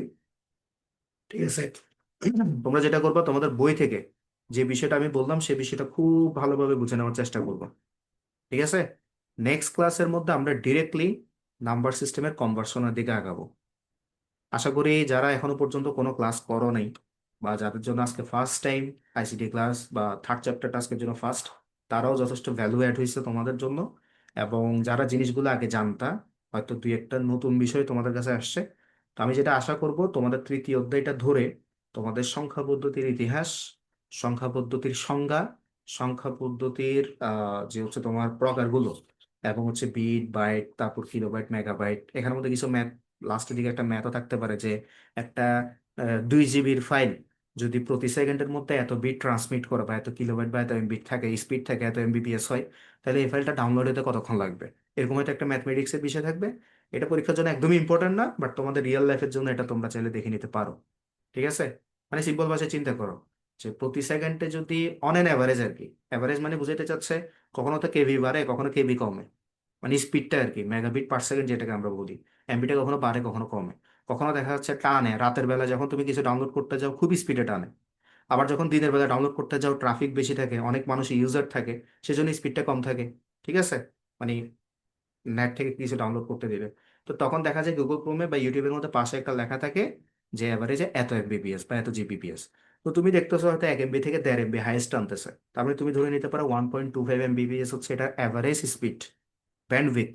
ঠিক আছে, তাহলে এই অ্যাভারেজ ব্যান্ডউইথে তুমি যদি এবার একটা 100 এমবির ফাইল ডাউনলোড করতে চাও, প্রতি সেকেন্ডে যদি 1.25 করে চলে, তাহলে 100টাকে করতে গেলে তুমি 100 ভাগ 1.25 দিবা প্রতি সেকেন্ডে যদি এটা চলে। মনে করো তোমার টোটাল এখানে বের হলো হচ্ছে 67 সেকেন্ড। তো 67 সেকেন্ড মানে হচ্ছে 1 মিনিট 7 সেকেন্ড, এটা হচ্ছে তোমার উত্তর। তো এই জিনিসটা পরীক্ষার জন্য ইম্পর্টেন্ট না, টোটালি ইম্পর্টেন্ট না, হয়তো এমসিকিউর জন্য আসলেও আসতে পারে যে এত এমবিপিএস স্পিডে, এত এমবিপিএস স্পিডে এত জিবির একটি ফাইল ডাউনলোড হইতে কত সময় লাগতে পারে। ধরো এরকম একটা এমসিকিউ দিল, নিচের দিকে তোমাকে 4টা অপশন দিবে, তুমি যে ক্যালকুলেশনটা করে ধুম করে ওখানের মধ্যে বসাই দিবা। বুঝতে পারছি বিষয়টা? প্রশ্নের মোটিভটা বোঝার চেষ্টা করবে, এটা কি বাইটে নিতে বলছে না কিলোবাইটে নিতে বলছে নাকি বিটে নিতে বলছে, সেকেন্ড কতটুকু সময় এখানের মধ্যে বলছে, মানে প্রশ্নের টার্মের উপর ডিপেন্ড করবে তোমার এখানে উত্তরটা কি হবে। এটা যদি ইম্পর্টেন্ট হয় তাহলে এমসিকিউর জন্য ইম্পর্টেন্ট হতে পারে। সো যতটুকু তোমাদের বাড়ির কাজটা দিলাম খুব ভালো করে পড়ে নেওয়ার চেষ্টা করবা। আর তোমাদের পরীক্ষার মধ্যে একটা পরীক্ষাতে প্রশ্ন আসছিল, তোমাদের টেস্ট পরীক্ষায়, সেটা হচ্ছে বাইনারি সংখ্যা পদ্ধতি কাকে বলে। আমাকে অবাক করে দিয়ে তোমরা কেউই সেখানে প্রপার নাম্বার তুলতে পারো নাই, 5-6 জন ছাড়া। তো ম্যাক্সিমাম জনে লিখছো কি সংখ্যা পদ্ধতি সংখ্যা, সংখ্যা পদ্ধতি সংখ্যা তো আমি চাই নাই। আমি সংজ্ঞা চাইছি হচ্ছে, ডেফিনিশন চাইছি হচ্ছে বাইনারি সংখ্যা পদ্ধতির। তো তোমরা 0-1-এর কথা বলা উচিত ছিল, ওইটা তোমরা বলো নাই। তারপর সংখ্যা পদ্ধতি মানে হচ্ছে কি, এই সংখ্যা প্রকাশ করার জন্য যে পদ্ধতি তাকে সংখ্যা পদ্ধতি বলে, মানে আমি এইরকমও সংখ্যা পাইছি। তো তোমরা একটু অ্যালার্ট থাকবা যে সংখ্যা পদ্ধতি কি এবং বাইনারি সংখ্যা পদ্ধতি কি, এটার উত্তরটা কিভাবে দিতে হবে। তোমাদের বই আছে, তোমাদের গাইড আছে, সেখানে হয়তো বাইনারি সংখ্যা পদ্ধতি কি এটার প্রশ্ন আছে, তোমরা এটা কভার করে নেওয়ার চেষ্টা করবা এবং তোমাদের বই থেকে কভার করে নেওয়ার চেষ্টা করবা। So, আমি ডিরেক্টলি এখন আজকের কলটা শেষের পর্যায়ে চলে আসছি। আমি তোমাদের হচ্ছে আনমিউট অপশনটাকে ওপেন টু অল করে দিই, অ্যাক্সেস দিয়ে দিচ্ছি।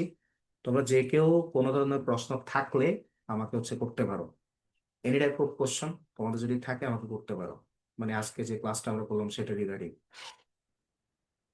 স্ক্রিনের নিচে আনমিউট একটা অপশন থাকবে, আমি এটা ওপেন করে দিছি, এখন সবাই এটাতে ক্লিক করে কথা বলতে পারবে।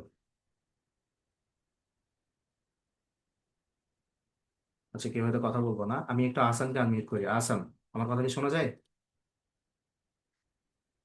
আমি যার স্ক্রিনের উপর আনমিউট অপশন পাঠাবো সেটা রিসিভ করে কথা বলবা।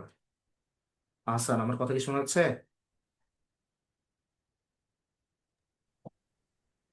হ্যাঁ, তোমার আজকের অনলাইন ক্লাসের রিভিউটা একটু দাও তো, যে তোমার কিরকম লাগতেছে অনলাইন ক্লাসটা। জি, ভালো লাগতেছে এমনি। হালকা পাতলা আর কি বুঝতেছি আর কি, এমনি ভালো ক্লাস মানে করে কি? নি। ভালো মানে কি বাসায় বসে কম্বলের ভিতর থেকে ক্লাস করতে পারতেছে এই জন্য ভালো, নাকি আসলে বুঝতে পারতেছে এই জন্য ভালো? না না, বুঝতে পারতেছি এই জন্য। মানে একদম মনে হচ্ছে যে একদম ওয়ান টু ওয়ান গাইড করে সুন্দর করে বোঝানো হচ্ছে। জি। ঠিক আছে, কোনো প্রশ্ন আছে আজকের ক্লাস রিলেটেড? না স্যার। আচ্ছা ঠিক আছে। অল দ্য বেস্ট, আশা করবো যে তুমি পড়বা তোমার বই থেকে। বই তো আছে না বাসায়? জি, বই ঠিক আছে। আছে। ঠিক আছে, ওই যে যতটুকু বললাম সংখ্যা পদ্ধতি, প্রকারভেদ বা এগুলো টেগুলো তুমি টপিক দেখলে বুঝতে পারবা যে জিনিসগুলো আছে, এগুলো ধরে কভার করে ফেলবা। ঠিক আছে, তাহলে অল দ্য বেস্ট। আমি এরপরে কানেক্ট হচ্ছে মুশির রহমানের সাথে। আজকে ক্লাসটা করে কেমন লাগছে তোমার? স্যার অনেক ভালো লাগছে। কিরকম ভালো? দুইটা রিজন বলো যে এই কারণে ভালো লাগছে। আগের গুলো আবার মানে রিভিউ হয়েছে, আর হুম। নতুন কিছুও জানতে পারছি এরকম। আচ্ছা, নতুন কিছু জানতে পারছো। ক্লাসের ফিল্ডে আসতেছে, ধরো ক্লাসের মধ্যে তো তোমরা আমাকে ডিরেক্টলি দেখতে পারতা, বোর্ডের মধ্যে লিখে দিতে পারতাম। এখানে তো ওটা কতটুকু ইন্টারেক্টিভ হচ্ছে বা বুঝতে জি, পারতেছো আসলে কতটুকু? ক্লাসে আধা ঘন্টা করলেই মানে বিরক্ত চলে আসে, এখন এখানে হুম। 1.5 ঘন্টার থেকেও বেশি করছি, এখনো একটু বিরক্ত আসে নাই। আচ্ছা ঠিক আছে, ওকে, এটা একটা পয়েন্ট। তবে অনেকে তো বলে অনলাইন ক্লাসে বিরক্তি আসে বেশি, যেহেতু না ডিরেক্টলি স্যার, ইন্টারেকশনটা হয় না। হয়তো প্রাথমিকভাবে আমাদের তোমার কাছে, খুব হয়। প্রাথমিকভাবে হয়তো খুব বেশি ইন্টারেস্টেড ফিল হচ্ছে, কিন্তু পরে পরে হয়তো বিরক্তি চলে আসবে। তা আশা করবো যে এটা না আসুক, এবং অনলাইন জি। ক্লাসগুলোতে একটা জেনুইন ইন্টারেস্ট নিয়ে তোমরা ক্লাসটা করতে পারো। ঠিক আছে, কোনো প্রশ্ন আছে আজকে ক্লাস রিলেটেড? না, প্রশ্ন নাই। ঠিক আছে, তাহলে অল দ্য বেস্ট। আমার কাছে মনে হয় আসলে ক্লাসে 30-45 মিনিটটা খুব কম সময়। তো ঘন্টা দেড় ঘন্টা টাইম দিলে হয় কি, মানে বিশাল একটা জিনিস আমরা কভার করে ফেলতে পারি, বা জিনিসগুলো ডিটেলসে ক্লিয়ার করা যায়। সো, কিন্তু মাদ্রাসাকে বললো তো এটা কখনোই দিবে না, এই জন্য অনলাইন ক্লাসটা এখানে খুবই সুইটেবল আমার মনে হয়। তারপর হচ্ছে আর এম রিয়াদ, মেবি হচ্ছে তুমি নতুন। আর এম রিয়াদ, তোমার স্ক্রিনে তো আমি আনমিউট অপশন পাঠিয়ে দিয়েছি। কথা শোনা যায়? মিডিয়া। হচ্ছে রিয়া, এখানে নাম লেখা আছে আর এম রিয়াদ। ওকে। আমার ভাইয়ার আইডির জন্য। আচ্ছা ঠিক আছে। ক্লাসটা কেমন ছিল, বা কোনো কিছু না বুঝে থাকলে জিজ্ঞাসা করতে পারবা। আমার আগে জানা ছিল না কিলোবাইট গিগাবাইট এই সম্পর্কে, এটা জানতে পারছি। হুম হুম হুম। Okay, okay. তো আজকের ওভারঅল ক্লাসের মধ্যে যে বিষয়গুলো, এই বিষয়গুলো কি সবকিছু ক্লিয়ার? কোনো প্রশ্ন আছে? জি। কি প্রশ্ন? স্যার, ফ্লোর নাম্বারকে ফ্র্যাকশন নাম্বারও বলে, তাই না? হ্যাঁ হ্যাঁ, প্রথম টপিক ফ্র্যাকশন নাম্বারে বলি। ফ্র্যাকশন বলতে এটা আমরা নর্মাল যে, নর্মাল লাইফের মধ্যে ম্যাথমেটিক্সে যে শব্দটা ইউজ করি আর কি। লোড বা আচ্ছা। ফ্র্যাকশন, ফ্র্যাকশন বললেও হয়, ফ্লোট বললেও হয়, সমস্যা নেই। এই আর কি। আর কোনো প্রশ্ন আছে? না। আচ্ছা ঠিক আছে। ওকে, তাহলে অল দ্য বেস্ট। আমি এরপরে কানেক্ট হওয়ার চেষ্টা করবো জেসমিন আক্তার। ক্লাসটা কেমন ছিল, কোনো প্রশ্ন থাকলে করতে পারো। জেসমিন আক্তার, স্ক্রিনের উপর আনমিউট অপশন গেছে, ইউ ক্যান টক। এই মানুষটা একদমই কথা বলতে আমি দেখি না। যাই হোক, মাহিমা, কোনো প্রশ্ন আছে? কথা ক্লিয়ার না, কোনো প্রশ্ন আছে? স্যার মোটামুটি সব বুঝছি। আচ্ছা, আপনি ওভারঅল ক্লাসটা কেমন ছিল, মানে ইন্টারেক্টিভ মনে হচ্ছে? আমাদেরকে কন্টিনিউ করে যাওয়া উচিত পরবর্তীতে অনলাইন ক্লাস, না এখানে কমপ্লিট করে মানে এন্ডিং দেওয়া উচিত? না, পরবর্তী চালিয়ে গেলে ভালো হবে। কেন চালাই যাব? রমজানের মধ্যে তো এমনিতেই করতে পড়ালেখা হয় না, অনলাইন হুম ক্লাস হইলে মোটামুটি একটা পড়ালেখা হবে। হুম। ঠিক আছে। ঠিক আছে, তাহলে আমি আশা করি বুঝাইতে পারছি তোমাদেরকে যে এটার ইম্পর্টেন্সটা কতটুকু, এবং অনলাইন ক্লাসটা তোমাদের জন্য কতটুকু কার্যকরী। তো নেক্সট ক্লাস থেকে আমি ট্রাই করবো তোমাদের জন্য কিছু নোটস রেডি করতে। আমি ট্রাই করবো অনলাইন থেকে বা বিভিন্ন জায়গা থেকে তোমাদেরকে জিনিসগুলো একটু ইন্টারেক্টিভ ওয়েতে প্রেজেন্ট করতে। তোমরা ধরে নিতে পারো এটা একটা মাল্টিমিডিয়া ক্লাসের মতো, আমি কোনো ভিডিও দেখাতে চাইলে, ছবি দেখাতে চাইলে এখানে দেখাই ফেলতে পারবো। যেটা হয়তো ক্লাসে পসিবল না, তোমাদেরকে মাল্টিমিডিয়া ক্লাসে আমাকে আনতে দিত। বাট এখানের মধ্যে সেটা পসিবল। আমরা যদি থার্ড চ্যাপ্টার ফোর্থ চ্যাপ্টারের দিকে যদি যাই, তো fourth chapter fifth chapter six চ্যাপ্টারের দিকে যদি আমরা যাই, সেখানে যে প্র্যাকটিক্যাল গুলো আছে একদম সবকিছু একদম স্ক্রিনে তোমরা একদম ভালোভাবে দেখতে পারবা। সো, আশা করছি তোমাদের ফার্স্ট ক্লাসটা অনেক বেশি এনজয়েবল ছিল, এবং আশা করছি পরবর্তী ক্লাসগুলো তোমরা মনোযোগ সহকারে করবা। আমরা আগামীকালকে ক্লাসটা কয়টার দিকে নিব গ্রুপে, সেটা হচ্ছে আমরা জানিয়ে দিব। এবং আজকের প্রোগ্রামটা আমি রেকর্ড করে আমার একটা ইউটিউব চ্যানেল, সেখানে মতো হচ্ছে আমি আপলোড করে দিব, এবং সেখান থেকে তোমরা চাইলে পরবর্তীতে এটা কভার করে নিতে পারবা। আর যারা ক্লাস করে নাই ওদেরকে ডেফিনেটলি বলবো লাইভ ক্লাসের দিকে ইন্টারেস্টেড হওয়ার জন্য, বিকজ লাইভ ক্লাসে তোমরা কোশ্চেন করার সুযোগটা পাবা, যেটা কিন্তু রেকর্ডেড ক্লাসে করা পসিবল না। তো তাদেরকে লাইভ ক্লাস করার দিকে বেশি ফোকাস দিতে চেষ্টা করবা, এবং হচ্ছে সবাইকে যে বাড়ি কাজগুলো ডেইলি দেওয়া হবে সেগুলো তোমরা করে নেওয়ার চেষ্টা করবা। তো আজকের জন্য তাহলে আমরা এখানে শেষ করতেছি। সব ভালো থাকবা, সুস্থ থাকবা, আমার জন্য দোয়া করবা, সবার জন্য দোয়া রইলো। আসসালামু আলাইকুম, আল্লাহ হাফিজ।